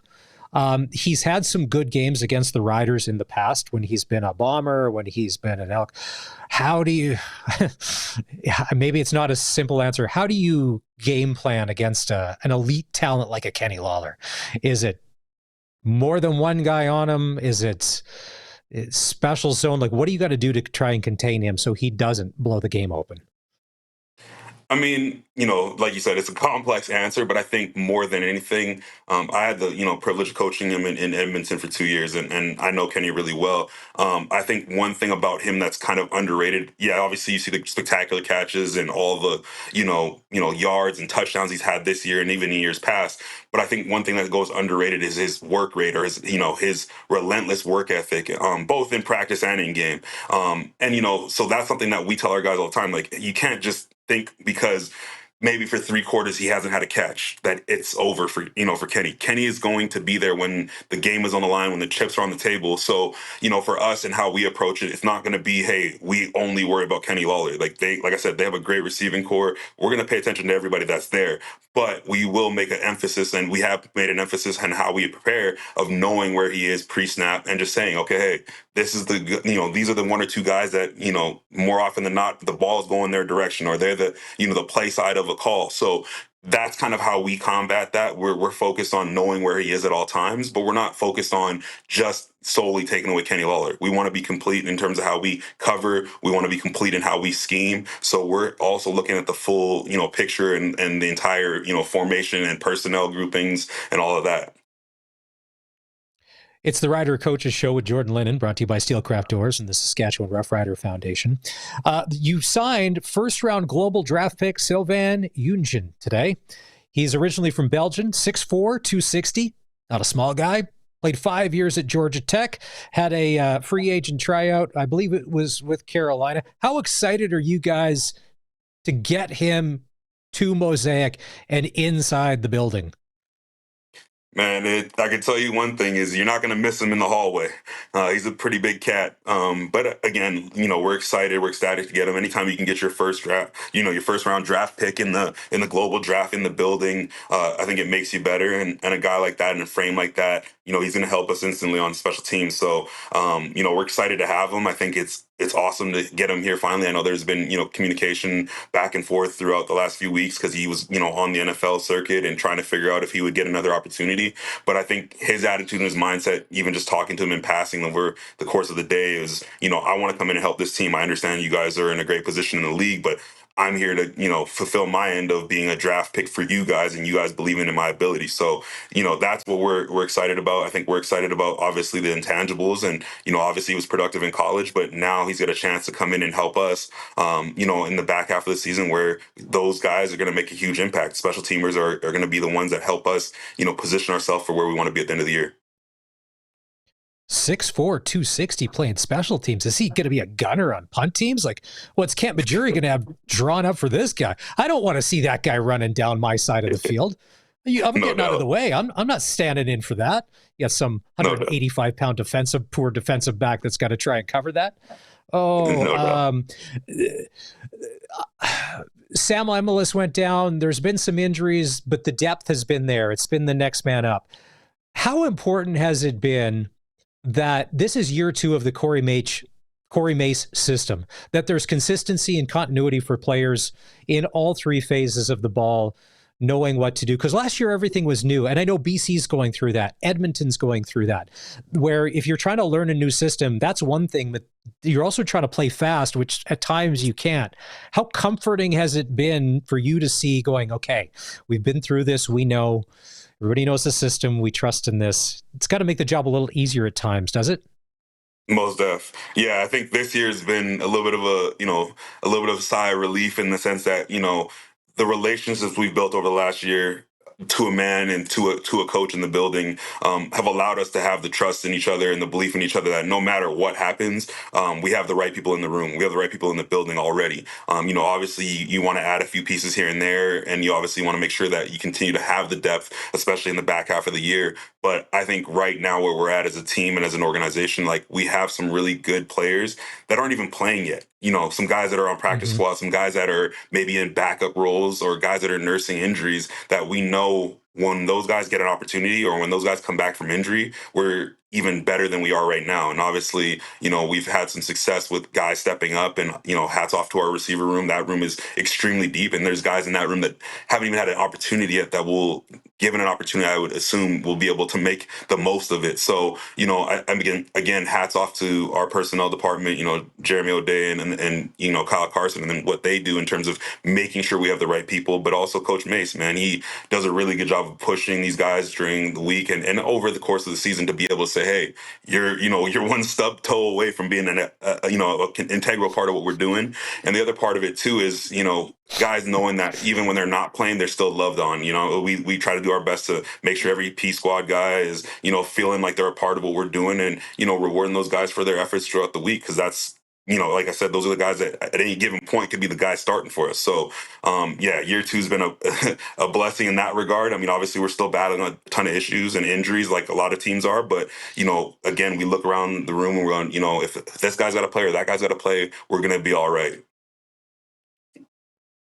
I've always wondered, as a coach, being a Canadian, you're from Vancouver, so when the last Saskatchewan Pirate comes on at Rider games, you probably can't outwardly do it, but do you kind of sing along? Hi, Simon down the plane. It's part of Rider Nation. I mean, you can't not, but I mean, you don't have to answer this question. You can take the fifth, but are there times where you catch yourself getting into it too, like the fans? 100%. I think one thing you naturally do being here, if you're here long enough, is you become a part of what Rider Nation is, and I think that's one thing that fandom, even as a coach or probably even as a player, like you find yourself in those moments being like, yeah, I'm happy to be a part of this. You look around, and we're excited for this weekend to look around and just be like, yeah, this is home. This is us. We have all these people believing in what we do, and there's things, the fourth quarter stretch and all those things. Like those things have made me really appreciate where I work. So definitely catch myself sometimes being a little more into it than I probably should be. Well, if the TSN cameras ever catch Coach Mace coming up to be like, "Come on, what are you doing here?" Jordan Linnen, thank you for this. Oh, and as far as the game on Saturday, I think at last check, a couple thousand tickets left. Could with a decent weather could be a sellout at Mosaic on Saturday. And it's an early start too. As a coach, because you got to adjust your life. A 1:00 game as opposed to a 5:00 game. What do you like? Do you like getting the work done early in the day, or do you like waiting around till the 5:00 in the afternoon? I think the 5:00 games are perfect. Me personally, I'm not a 7:00 guy. I don't waiting all day. I think the anxiety starts to set in. But the 1:00 games are a little different. I do like being able to finish the game and still have a little bit of your day left. But kind of routinely, it's like I'd rather be able to kind of get to the stadium. Maybe watch a couple of cut ups or whatever, just kind of refresh my brain and put my game mask on, my thought process into the game. But later in the day, that's kind of how that goes. But earlier in the day, it's like, hey, you get here and it's, you're getting out for warm-ups, and then you're into the building and trying to keep your, heart rate down, and then you get in the box and it's go time. So, I think the 5:00 games are perfect, but I'm never going to say no to a 1:00 kickoff either. Nice. Be home for dinner with a win, hopefully number 8 on the season. Jordan Linnen, thank you for doing this. We appreciate it. It's the Coaches Show. We do it every Monday. And the Saskatchewan Roughriders will take on the Hamilton Ticats on Saturday, which means with a 1:00 start, we're going to start our Rider Nation pregame show. We're going to be on the air at 10. Pre-game show noon, kickoff at 1 with Dave and Luke. And SaskTel pick the score. As always, we give you a chance to pick who's going to win between the Riders and the Ticats. All you need to do is give us your prediction at 306-936-6262. Along with the score, send us your first name and your last name. You have a chance to win tickets to the Labor Day Classic against the Bombers and a $200 SaskTel gift card. Time to take a break on the Sports Cage. When we come back, it was a bit of a crazy weekend in football for the field goal kickers. They were bombing them from all over the place in the CFL and down south in the NFL. This is the Sports Cage on the home of local sports in Saskatchewan, 620 CKRM. And preseason action. How about this? Cam Little, the Jacksonville Jaguars, and a 70-yard field goal. Are you telling me that that's as close as you got to get? Can really drill the ball. Holy smokes! They got a shot. He just kicked a 70-yard field goal. Are you kidding me? Crazy. Are you? I've never crazy. The Jacksonville Jaguars are going to need as much help as they can get. Cam Little with the 70-yarder. And then, not to be outdone, a little closer to home, Sergio Castillo from the Winnipeg Blue Bombers at a 63-yarder. Castillo from 63. That is up. Got it. As clutch as they come, Castillo nails it for Winnipeg, and they go on top. You got to love Dustin Nielsen from TSN on the call there. Sergio Castillo bombing it from 63 yards. I was worried in that game because Rene Paredes, who's been one of the best CFL kickers in his career, just doesn't have that kind of leg anymore, and that they were able to get close enough because he missed from a little further out. Stamps came back. I mean, you had to be cheering for somebody. I know some people, they just can never, ever cheer for the Bombers when it comes to anything. I was like, I don't know so the Bombers are 4-4 because of that. Stamps are 6-3. So Cam Little, Sergio Castillo, your clutch performers for Nick Service and Emerald Park. Time to take our last break of the hour. Coming up, Red Sox playoff game tonight. With a win at Curry, they could be on to the WCBL finals. We'll get into more of that next. This is the Sports Cage on 620 CKRM. CBL playoffs tonight. It's game 2 between the Regina Red Sox and the Saskatoon Berries. Sox won last night 8-7, and with a win tonight, they can move on to the final They'll either play Okotoks or Sylvan Lake. First pitch tonight at Curry Field goes at 7 o'clock. Almost 1,000 tickets have already been sold for tonight's game. Jays are off today and start a series with the Cubs tomorrow at home. On the ice at the Hlinka Gretzky Cup, Canada beat Finland 5-3 tomorrow. They'll take on Switzerland. The UFC and CBS Paramount have struck a 7-year, $7.7 billion deal, which will have all UFC events stream on the Paramount Plus app at no extra charge starting in 2026. The Riders have signed first-round global draft pick Sylvain Yunjin, 6'4", 260, played 5 years at Georgia Tech, and the Riders will be back on the practice field tomorrow after a week off. That's your sports ticker. In just a couple of minutes here, after the top of the hour, Double Talk with Darian Durant. But this is going to be a special edition of Double Talk. And we said, Darian, what about getting Charleston Hughes on? Because Charleston's on with us. You're on Mondays. Let's get it together. Because Colson, they have a bit of history, don't they? They never played together as teammates in Rider Nation, but they played in the league at the same time. So, like, some of the stats, like what's some of the stuff that we kind of need to know going into this interview here, or this segment, in just a couple of minutes? So I was looking it up. First off, Hughes played from 2008 to 22. Yeah. And Durant played from 2006 to 2018. Yeah. Really 2017, right? So yeah, definite overlap. Sure. Definite overlap. From what I was able to find, Charleston sacked Darian 15 times in his career. Whoa. Of Charleston's, what is it, 130 some sacks? I don't remember exactly. I think it was Wikipedia lies, doesn't it? Yeah, Wikipedia lies. So 130 some. It was something about around there. Yeah, but he got Durant 15 times. Yeah, which from where I was reading, the only quarterback he got more was Michael Riley, who he got 18 times. Mike Riley, yeah. Yeah. Mike Riley was a good quarterback. Yeah, he was tough. Yeah, so we've got a special edition to Double Talk with Darian Durant and Charleston Hughes coming up in just a couple of minutes. This is the Sports Cage. If you've missed any part of the show, you can always catch it on demand on your schedule. Apple, Spotify, or wherever you get your podcasts, like our website, sportscage.com. And with one click, you can have every show we've done right there for you, and you decide what show and when you want to listen. This is the Sports Cage on the home of the Saskatchewan Roughriders, 620 CKRM. It's a big night for baseball in Regina. The Red Sox and the Saskatoon Berries.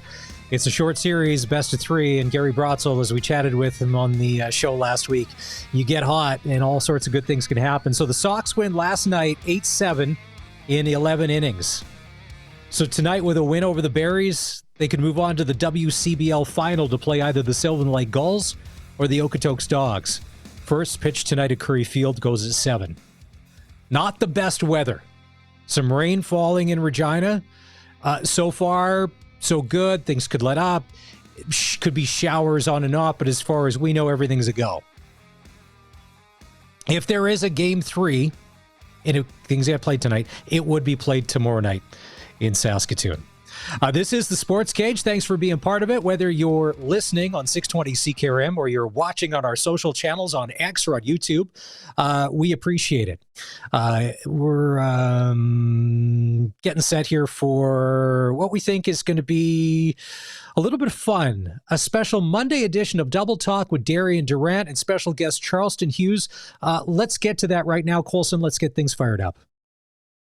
It's time for Double Talk with Saskatchewan Roughrider legend Darian Durant. Double Talk is brought to you by Campbell Safety Consulting. At Campbell Safety Consulting, we work towards helping companies create a competitive edge by executing a proactive health and safety program. Ah, there we are. Look at that. A screen full of CFL legends. And me. Yeah, Double Talk, Double D, what's up? What's up, man? How you doing? Man, enjoying this weather behind me. I see. All right. So Darian Durant, Charleston Hughes, you guys played in the league at the same time, but you never played on the same. You were never riders at the same time, correct? No. What was it? The crossover. Yeah, I Charleston... got shipped out of town before before Charleston got there. Yeah, I was about to say, man, I didn't come to the Riders till like 2017. That's when I joined with Saskatchewan. Okay. I think Colson did this. It wasn't me. I'm not bringing this up. Apparently, Darian was the second most sacked quarterback by Charleston Hughes. You got him 15 times, but you got Mike Riley 18. All right. So this is Colson that brought up these stats, not me. I got nothing to say here. Yeah, man. He's been digging deep for that stuff, dude. Probably should have been about 25. I know I got up out about 10 of them, too. Oh, yeah. He definitely, man. He was one of the hardest quarterbacks to bring down in the league, and that was well known amongst all D linemen. Let's go back to that time when the Riders were playing really good football and the Stampeders were playing really good football. Charleston, we'll go to you first. I know that a lot of people want to make that the Rider-Bomber rivalry. Yes, there is that. But in those late 2000s and the mids, the Riders and Stampeders, there was some serious hate there because those were not missed games. Charleston, what do you remember about those Rider teams with Durant around that time? What made them so good? Man, and especially around that time, man, because that's when they were rocking with a lot of Canadian receivers at the time, and they were doing this Canadian Air Canada with all the receivers that they had over there, man, and it was all receivers that can play. And at that time, you got to think Saskatchewan and Calgary were the two elite teams in the league, and really wasn't nobody else really competing, at a high level and had a team that was talented, from top to bottom. It's hard to have and doing it well in all three phases of the game on offense, defense, and special teams. So we knew that it was going to be a battle and a showdown every time we went to Saskatchewan or they came to us. So yeah, it became a rival around that time, man, because it's just what it was. So Darian, what do you remember about that time in those games? Because that was for me, those are some of the best CFL memories I have of that era of football. Yeah, absolutely. We both were, like you said, we both have relative rosters. I mean, a lot of people talk about what we had offensively, but defensively, we had some guys that could fly around, make plays as well. So I think it was just, two big time teams. And it seems like every time we played those guys, it was always something on the line, whether it be, fighting for home field advantage in the playoffs or bragging rights, of course, because a lot of those guys were familiar with the guys on our team. So every single time we faced those guys, man, it was just something on the line, and it was a big time environment for sure. Is that missing a little bit in the league nowadays? Do you think those rivalries will ever be as intense as it was back then? Fans and players? Nah, man, I don't think so for sure, man. Just because of, the type of players that were in the league at the time. The league is kind of missing those players who are like more veteran style players in the league and kind of know the game. The league has kind of shifted a little bit where they got a lot of young players in the league and, they're still trying to figure out, their way in the CFL. And also Darian, these one-year the contracts.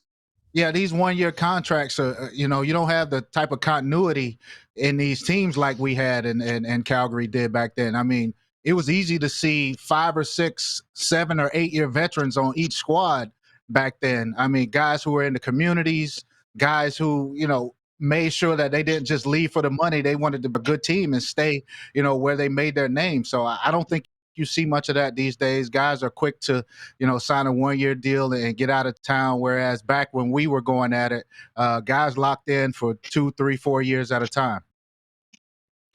Like there was no way after Chris Getzlaff makes that beautiful catch at McMahon Stadium, there was no way in the offseason he was going to leave and sign as a free agent to become a Stampeder. Whereas now, like you had said, Charleston, were you on the field for that play when Getzlaff caught that touchdown from Durant? That was a beautiful play. I was mad about it. Yeah. How many times I came to the sideline mad at we should have been made to tackle and tackled him in the backfield. And next thing I know, he's going for like 40, 50 yards. And I'm looking like from the defensive line standpoint, it's aggravating. It definitely is. Darian, what's it like staring down a Juwan Simpson who's coming downhill at about 1,000,000 miles an hour trying to take your head off as part of that Stampeder defense back then? Man, Jawan was a baller, man. I mean, that whole defense, and the thing they were smart. Those guys read keys. They talked to you at the line of scrimmage. They knew the splits of the offensive linemen. What? They actually knew my stance. They knew if it was a run or pass based on, my stance. Sometimes I learned that later on in my career that they were, looking at tips like that. But man, I mean, playing against Charleston and those guys, they were very vocal. Hey, who told you that? I found that out later. I can't tell on my boy. I mean, just those guys, they were so super smart. They knew what was going on. And that's what made Charleston so good, man. He wasn't just a pass rusher. He knew exactly what the offense was trying to do to attack him. And, he was one of the best players because he knew what was going on. Smart guy. So the Calgary Stampeders were the Houston Astros of the CFL. They were stealing signs on our Saskatchewan Rough Riders? Come on, Charleston. No. Okay, here's your chance to come clean. No. All right. So did you guys have the no and the tell? I mean, you stopped playing a long time ago. We're all friends. You can be honest. Did you have a little inside information? Hey, that football is a game of competitive advantages.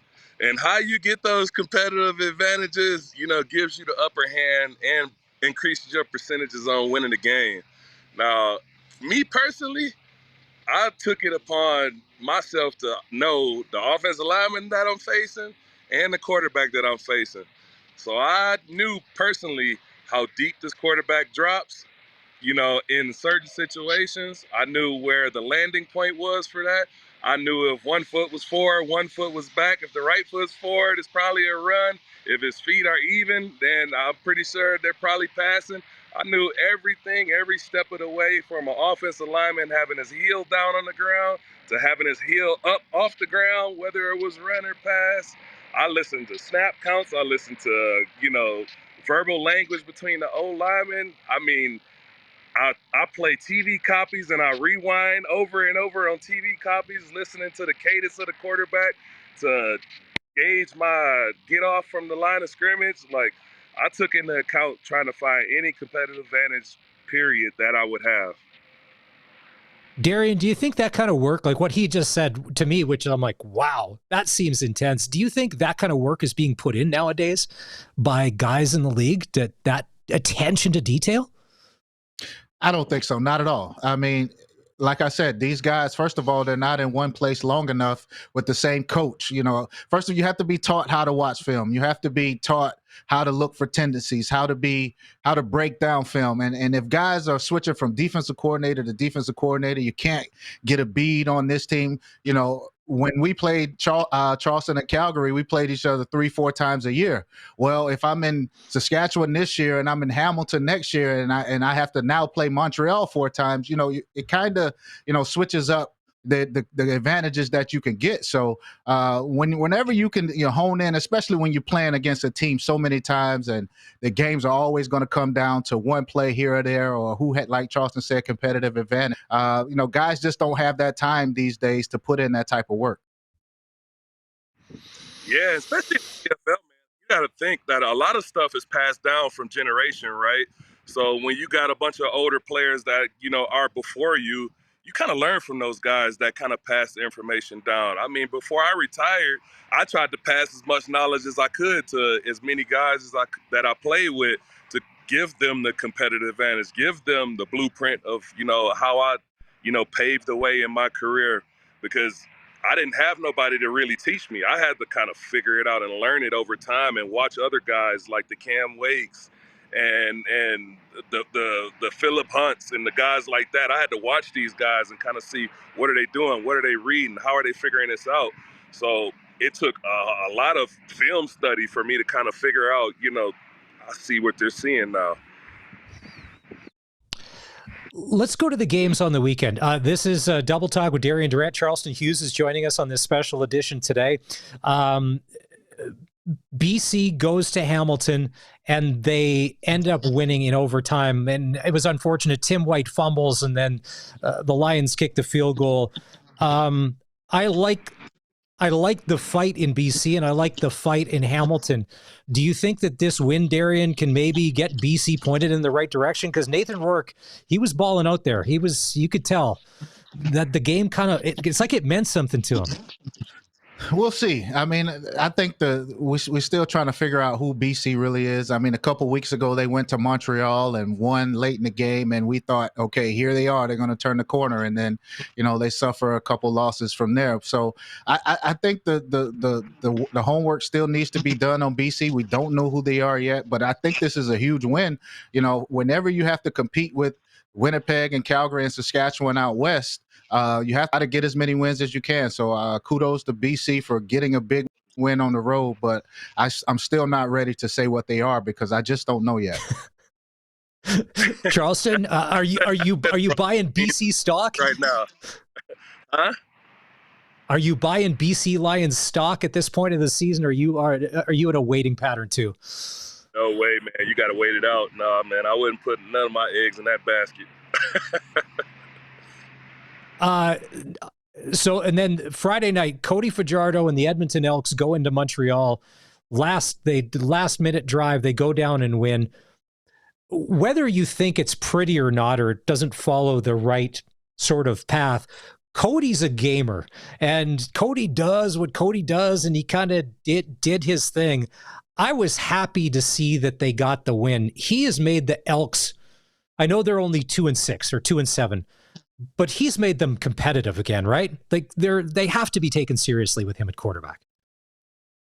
Yeah, man. I think they have to, especially because Cody is in an interesting position that I think he's been in multiple times with multiple teams where he's not placed as the guy, and then he ended up being put in there as a savior, and then where you think the Jesus sprinkles came from? And he comes in and he does best, man. And that's just, I got nothing to lose. I'm just going to compete and make stuff happen. And that's just what he's doing. He's been in this position before, like multiple times, and you can rely on him to be great, really. Darian, steady, you had this man, before. Steady.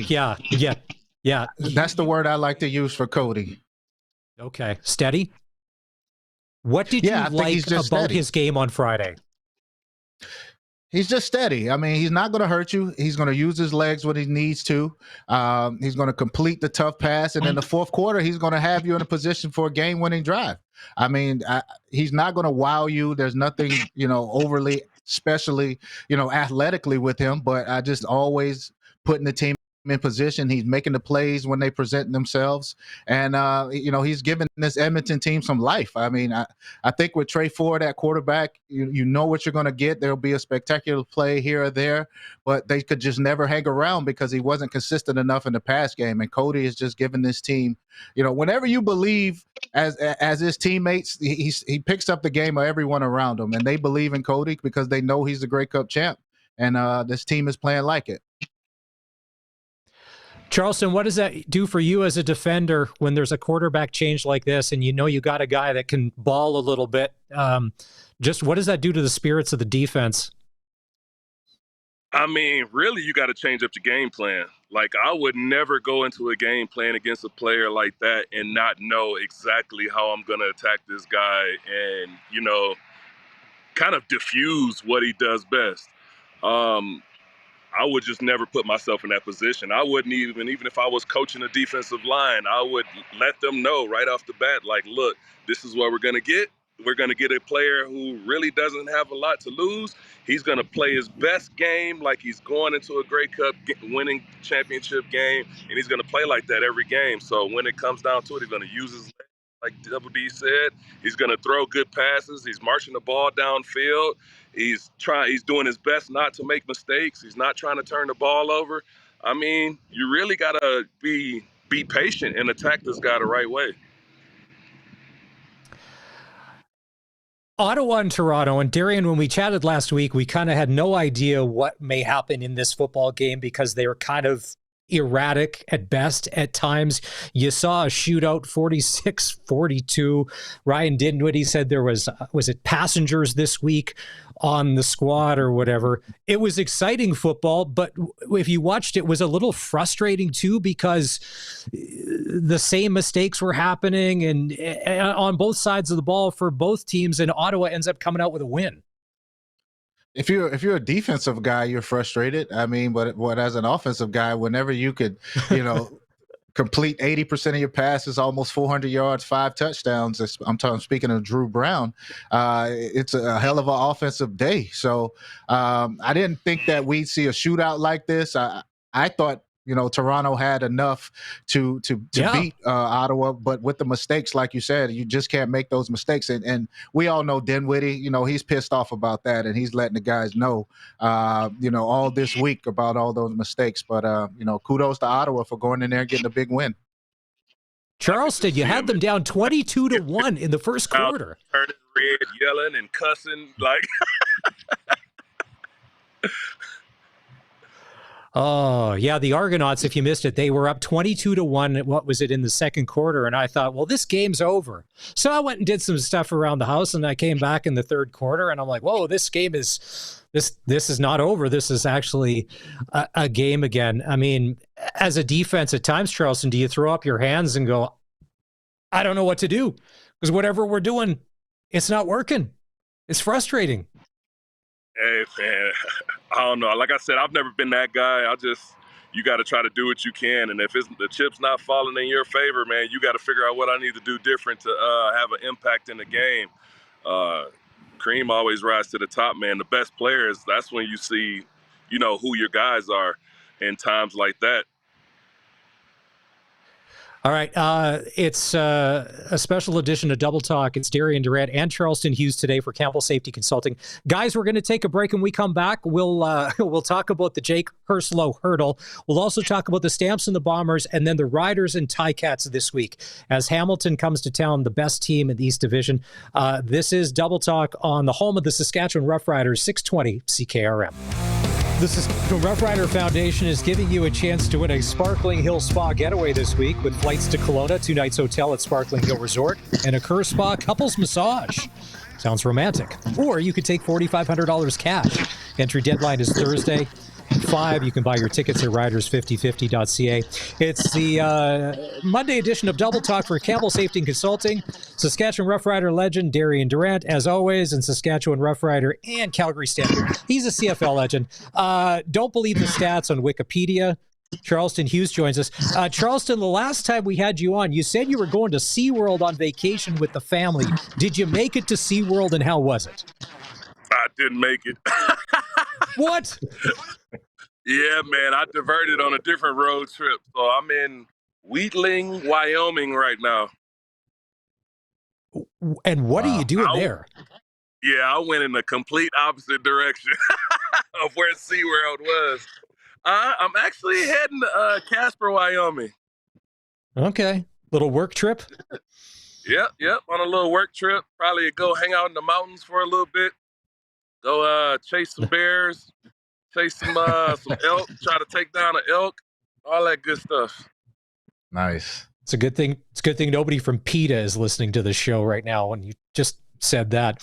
On Saturday, with Vernon Adams Jr. healthy and then Zach Calero starting for the Winnipeg Blue Bombers, I'm like, all right, this hopefully should be the game of the week. And it didn't disappoint. Darian, he's my choice for the MOP at this point of the season. Big play VA, coming back, looking good, doing all the things that big play VA does.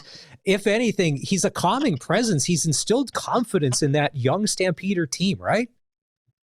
Absolutely. I mean, they believe in him. And, we saw what PJ Walker played a couple weeks ago.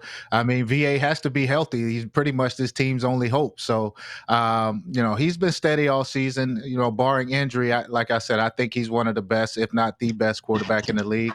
He's playing like it, and a big-time game-winning drive for him to get it done against a tough Winnipeg team who came in there, and it started off pretty hot. So kudos to VA for getting it done. Charleston Bombers stamps. You've said that the Bombers are inconsistent. They're 4-4. They had their flashes in that game, but at times they played well in Calgary. That was just a good football game. It was a good football game to watch, man. But same thing I've been saying all year, man. Like Winnipeg is just super inconsistent right now, man. They show flashes, but they don't show the resilience. The team that's a tough winning team like they normally are throughout the years. And just Calgary's just playing good, man. It's just VA. Yeah, if VA ain't in the game, then Calgary's going to have a struggle. So they better keep him healthy all year if they want to make it to the big game.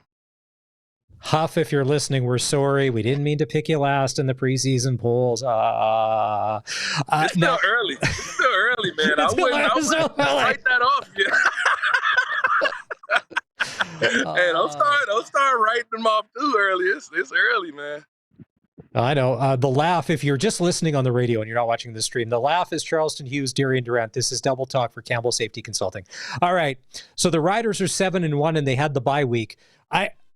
The West has still got some dog and some fight in them. I don't think we're going 17-1 after what we saw this past week. Hamilton comes to town this week. Darian, Bo Levi, well, because we'll get to Charleston in a sec because he played with Bo Levi. But Bo Levi is a more mature, does he have more tools or more bullets in the gun these days than he did before when he was just a gunslinger? I mean, with knowledge comes, definitely he's being a lot smarter. I mean, you look at last year, he started off, throwing tons of picks. He wasn't doing well. And this year, he started off a little bit slow, and so did the Tiger Cats, but he's just picked it up. He's taking what the defense gives him. He's not forcing the ball downfield, and having Kenny Lawler out there to make those 50-50 catches, it gives Bo a weapon that no one in the league has. So, he's doing a great job of taking what the defense gives him. And, look, this is Bo. Bo's going to be consistent. He's going to get completions. As long as he doesn't throw the ball to the other team or they, make him scramble and do something he doesn't like, he's going to sit back and do a part. Now, Charleston, you saw a young Bovi come into this league when he was just all gunslinger and, walking the walk. Now that you see him and what he's evolved into, because you were there at the start and you're seeing it now, he's reinvented himself, hasn't he? He's definitely reinvented himself, man. And the thing is Bo Levi is a great football player, man. He's smart. He's been around. He knows the game. You can intend on him being at his best at all given times when he's out there playing, any team in the top of the league. And he's kind of the opposite of Cody when it comes down to it, where now Bo Levi, he knows who he is when he's going into that game. He knows that, the W for a team relies on him, and he has to play his best all the time. And I think he likes playing with that chip on his shoulder. So the thing is you're going to get his best every game. So, Darian, let's say Scott Milanovic phones you tomorrow and says, all right, Riders on Saturday. Darian, how do we beat this Rider club that's 7-1 that's pretty good defensively? Where are the weaknesses or the holes for the Riders on defense? Well, the Riders play a bend but don't break style defense in the secondary. And, sometimes playing against a quarterback like Bo, he's going to take what the defense gives you. He's not going to make those mistakes down the field. Sometimes, the softer you play right into the hands of a quarterback, especially the way Bo is playing right now. So, I think if you're Hamilton and you're Bo Levi, you just come in, you take the underneath completions, you make Saskatchewan come up in second and medium, second and short situations, get your one-on-ones down the field with some of these big-time receivers that they have. So, the key is basically first down for Hamilton. If you can put yourself in second and medium or second and short, then you give yourself an opportunity to go against a Rider secondary that has given up a lot of yards this year. Charleston, how frustrating is it? You can't get to Trevor Harris because he's getting the ball out in 2.3, 2.4, 2.5 seconds. What do you do to disrupt that? Because sooner or later, it is, man. You're going to put your hands on your hips and be like, this isn't working. What do you got to do? It's tough, man, and it gets frustrating for a defensive line, especially because I played against the Anthony Calvillos that get the ball out quick, and they're throwing short, range passes all the time. And when you're playing against a quarterback like that, I think I've won a Grey Cup just not pass rushing and just standing at the line of scrimmage and knocking the ball down. You got to try to do what you can to affect the game. And if not pass rushing and just trying to get the ball out of his hand and knock passes down is what, contributes to winning the game, it's just what you got to do to sacrifice. When you're playing against a guy like Trevor Harris, you got a game plan. You can't just think that you're going to blitz and then the blitz is going to get there. You got to think that, train your guys to blitz and be prepared to get their hands up to knock the ball down. You got to do different stuff to kind of have an effect in the game. Darian, sometimes when everyone's telling you how great you are, the Saskatchewan Roughriders are 7-1. Is that sometimes not the best thing? Because I mean, there's the wave of emotion or whatever, and when we've won, and we've been dominant, and things are going well. In the locker room, though, are there guys keeping it real? Knowing, hey, listen, nothing's happened yet. It's August. This doesn't really mean anything. It's not even Labor Day yet. For sure, you better. I mean, this is the West. I mean, you look at Calgary, you still have to go through Winnipeg, and the Riders have to go to Winnipeg twice.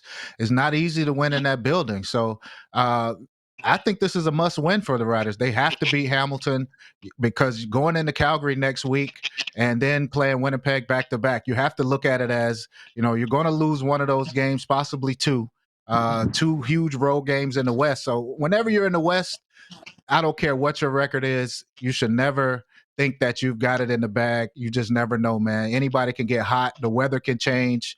Anything can happen. I agree. People are saying, well, the Bombers are 4-4, but the Bombers are a dangerous 4-4 because at any time they can go off and they can win because as part of their inconsistency, when they win, they look good. And when they lose, they don't necessarily look good. Charleston, were you that guy in the locker room that had to keep everybody even keel? Telling them, listen, you know what? We got a job to do. Stop reading your press clippings because you were played on some pretty good teams that had some pretty good records that didn't always win the Grey Cup. Not really, man, because like I said, we had a lot of veteran players. So when you got a lot of veteran players on the team, they know what to do and what to look for. So when it's an individual battle like that, you try to lead by example on the field. I know that's how I kind of went at the game, is just play hard and do your job. Do your part to win the game and let the chips fall where they lay. Is there one thing that the Riders don't have yet, Darian, or one thing that you want to see, or if this is part 2 of the season, what do the Riders have to do more of or do better in your eyes to be like, all right, to go from a team that's had a good start to be a team that's consistent, and then consistent turns into dominant? You got to win the big games. You have to win the games, against especially teams with winning records. I mean, it's one thing to beat up on the bottom half of the league, but these key games, especially on the road that are coming up against teams with winning records, those are the games you have to win before you can really look at yourself as, I've made it, or to consider yourself a really good team. Calgary went into Mosaic and won. So I think Calgary has the Riders' number there, and then the Riders have to go to Calgary next week, and we'll see where they are. But when you look at the Labor Day matchup with Winnipeg, I think you have to just mark that down as a split, and then you have to look at the other games as must-win. Charleston, you played in the new, what they calling it, Princess Auto Stadium and stuff in Winnipeg. How hard is it to play there when it's sold out? It's hard, man. It's loud in that stadium, man, and the fans really get riled up and into it. And the thing is when Winnipeg makes a play and they get going, like, it's tough. Like, it's tough to play in that stadium. That's probably one of the hardest places, I've ever had to play in, besides being in Calgary and playing in Saskatchewan at old Mosaic. But yeah, man, it's tough. Now that you guys are out of the league and you can look back and, it's funny as time goes by, maybe you forget some of the bad stuff. And now that, Darian, it wasn't pretty, but how awesome was Taylor Field? As like a bit of a dump, but your memory, because when you think about it, because when I think back on, man, there was some good times in those stands. Not everything was legit or legal, but man, there was some good stuff there. Because I mean, there's a lot of new stadiums, and it's changed now. When you look back on your Taylor Field memories, is it just a smile? That's it. I mean, it's just true football environment. I mean, you're not worried about all the beauty of the stadium, or the size of the jumbotron, or some of the things that these guys look at when they enter stadiums now. It's just old school football. You knew that you had to deal with the crowd. They're right on top. It's more of a vertical stadium, so crowd noise is going to be crazy. But it's just football. 2 old school locker rooms that you had to deal with. I mean, that's what football is about. So that when it comes to that stadium, all I could think about is just old school football between good teams whenever they came in and played. I don't like it, Taylor Field, man. I don't know how many times I walked into that stadium and got hit with a bag of Skittles, or people hit me with a beer can before. You had to leave your helmet on to walk out to the field. Like, that says a lot right there. That speaks volumes for what kind of, volatile environment you're walking in, where you better keep your helmet on when you're leaving out and you're walking in, because it's going to get rowdy out there. That's one. Well, I'm glad that you said that, because I wanted to know. Now, Darian, not so much for you, but Charleston, when you were a Stampeder, players say, "Oh, I tune everything out." When you're on the sidelines and someone is in your ear, you're hearing all of that, aren't you? Some of that's coming through, because some of the stuff's pretty funny, actually. And when guys are getting on you, it is pretty entertaining, right? It makes it fun. I mean, you gotta enjoy those type of moments, especially as a player. Like, you won't get that kind of feel in really no sport. I don't know too many sports where you gonna walk into a stadium and the fans are that close where you can hear them. You barely can hear your coach trying to coach you up through a play, and it's a fan beacon behind you. And what I did, I used it as fuel, man. It fueled me to go back on the field and make a play, and then come back to the sideline and be listening for it. Like, come on, say something now. Like, I took it. I made efforts to go, let a fan beak at me just to get me riled up for, and then go out into the field and go like, okay, now what you gonna say? It's funny, Darian, because I remember some of those games in Calgary when you guys would win on the road, and you'd go to the Rider fans in the stands, and there were a ton of them, and the high-fiving, the shaking hands, and we all appreciated that. And I don't know, a little fun fact, I think it was that one of those playoff games. The reason why there's chain link fence at McMahon Stadium along the sides of the stands is because of Rider Stampeder games that were getting a little out of hand, and they didn't know what to do. So there's security and there's cops, but that was always much appreciated. And it's funny, a lot of us look back at that is one of the best times in the CFL. Nothing against the product today, but those are just some of the times that you remember. It's like wrestling 20 years ago. There was a lot of characters and personalities. And Darian, do you think, and we'll get to you, Charleston, if the league can get back to building characters and personalities, can we kind of get that wave going again of this is a fun league to be a part of from a fan's perspective? Anything is possible. I just think it takes, players staying in one place. I mean, you look at Calgary, they had Nick Lewis, there was Brandon Smith, there was Charleston, there was Jawan. There's just so many guys that were there, and fans can buy jerseys. Fans could interact with you. They could, kind of take on your persona a little bit. But until we have guys staying in a place for more than 5 years, 6, 7 years, then I don't think so. But there's an opportunity. Hey, Charleston, if we don't change something, Luke Wilson's going to be the most popular guy in the CFL, and he's never played a down of Canadian football. Uh-oh. That's great. I mean, granted, he is doing an amazing job. Oh, yeah. Riling people up and getting media coverage on the CFL. And kudos off to he's doing exactly what he's supposed to do. And, if I was in position, I would do the exact same thing. So I like that he's in the league doing that. But when it comes to just the understanding and the the camaraderie of the locker room. That's the part that, the guys are going to get on them about, because you've never played with nobody on this field. You've never been out here. You never even remotely touched the field. You played in the NFL, which is cool. I mean, there's nothing wrong with that either. I mean, that's where most guys want to be at, is the NFL. But when it comes to CFL ball, it's a different game. It's players that have been in this league that's, shed blood, sweat, and tears, who've really given their all in their life to the CFL game. And I'm one of them, where it's like, man, I've given everything. Half my life was spent in Canada when you really think about it and put it all to paper. So you just want to see somebody with some relatability to that. Yeah. Well, as someone who sits here who has the pleasure of speaking to both of you, as a fan, I love the era that you guys played in. That will always be my favorite era of the CFL. That's what the part that I get romantic about, where you smile or whatever. And so, like I said, so Stampeder Rider games of the 2000s-ish or whatever, back and forth, to me, those were like the Grey Cups, and they were in the regular season and the playoffs. It's Double Talk with Darian Durant and Charleston Hughes as a special guest this week for Campbell Safety Consulting right here on the SportsCage. We're going to take a break. This is 620 CKRM. WCBL playoffs tonight. It's game 2 between the Red Sox and the Saskatoon Berries. With the Sox win, they'll move on to the WCBL final. Last night, they won game 1, 8-7 in 11 innings. Jays are off today and start a series with the Cubs tomorrow. On the ice at the Hlinka Gretzky Cup, Canada beat Finland 5-3. Tomorrow they're going to take on the Swiss.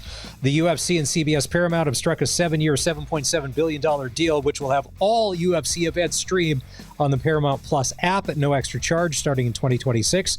And the Riders signed first-round global draft pick Sylvain Jungen, 6'4", 260 from Belgium. He played 5 years at Georgia Tech. The Riders are back on the practice field tomorrow. It's Maz here, hosting the Sports Cage for Barney, along with Colson. Colson, did you hear that? Did Charleston say he's going to be chasing some bears and hope to shoot an elk in Wyoming? Did I hear that correctly? Yeah, that's what I heard. Do you often chase bears, or do they chase you? Not that I'm going to try, but that just seemed odd. It's usually the bears that do the chasing, to my knowledge. It's usually the bears that do. Yeah, it's usually the bears that do the chasing. It's Charleston. That's all I can say. I'm going to say. So if you missed any part of Double Talk, Darian Durant, special guest Charleston Hughes, you can go back and listen to it on the podcast. And Charleston, Colson, to me, their era when they were in their primes, like the 2008 to 15-ish. Those Stampeder Rider games, that was the grudge match, and that was the rivalry. Because at the time, the Bombers were terrible. There wasn't much there. And usually the West final was going through Calgary or Saskatchewan, and those were the teams to beat, and they were some good ones. Yeah, and outside of Winnipeg's trip to the 07 Grey Cup, I guess. But Winnipeg was in the East, and that's part of the reason why that rivalry wasn't there, right? Yeah. Because, here's the thing you have to know about me is my first Rough Rider memory is the 07 Grey Cup, because age thing coming back here, I was in grade 5, and I remember... I think there's something going on with your mic. Maybe just hit a button there. I think there's something going on with your mic. Is it better now? Oh, yeah, way better now. All right. We'll roll with that. So 07 Grey Cup, Grey Cup is your first memory? My first proper memory of a Rough Rider game. I remember stuff before that, but that's when I became a Rider fan, because then they start parading with the cup around and I'm watching it on TV and everything, right? And so that's when I'm stretch that era back a little bit, but I'm 100% with you, because that's what I grew up watching, right? And from the formative years of being a literal elementary school kid into high school kid, I was watching all of those years. So I 100% agree with you. And I'm not kidding, that chain link fence that they have at McMahon Stadium, which makes it so it looks like a prison yard, it was because after a Rider win, it wasn't a fight or anything. Rider fans were dogpiling on each other consensually, and the cops couldn't do anything because they're everybody was doing it willfully. No one was getting hurt and nobody was complaining. But then that was the result, and it's never come down since. And then there was that game in 2009 at that stadium. Ugh. Yeah, so Hamilton this week, and then the Riders. Yeah, I know we don't talk about that. And then the Riders are on the road in Calgary a couple of weeks from there. Maybe we'll get Charleston to call Huff to see if we can sit in his private suite that night, and maybe they get a private jet and bring Charleston in for that game. That'll do it for the Sports Cage. If you missed any part of the show, you can always go back and catch the podcast. You can get it on Apple. You can get it on Spotify. You can watch it on YouTube, and you can get it anywhere where podcasts, including sportscage.com. We wrap the show today with Tegan Whitco and the Red Sox Report right here on 620 CKRM. Showcasing the boys of summer. Time for another edition of the Sports Cage Regina Red Sox Report on 620 CKRM. For Unifor 594, energy workers putting the care in career since 1942. Safety is our business. I'm Tegan Whitco. The Regina Red Sox are just one win away from the Western Canadian Baseball League final following another dramatic extra inning finish. Coming off a sweep of the Medicine Hat Mavericks in round one, the Sox opened up the East Division final in Saskatoon with an 8-7 win in 11 innings in the Bridge City last night. Regina jumped out to a 5-0 lead, but Saskatoon stormed back with 7 unanswered runs across the third and fourth innings. Ian Mons hit a solo homer to cut the lead to 1, and Jalen Myers' RBI tied it in the 7th inning. From there, it was a bullpen battle until the 11th inning. Jordan Tucker reached on a fielder's choice, moved to third on an error, and scored the game winner on Zaid Brannigan's clutch 2-out single. Reliever Aiden Page shut the door from the mound, tossing 4 scoreless innings with 6 strikeouts to earn the win for the Sox. The Regina Red Sox do look to punch their ticket to the finals tonight. First pitch is at 7 o'clock at Curry Field, and if needed, Game 3 goes on Tuesday night in Saskatoon. And that's your Red Sox Report for Unifor 594.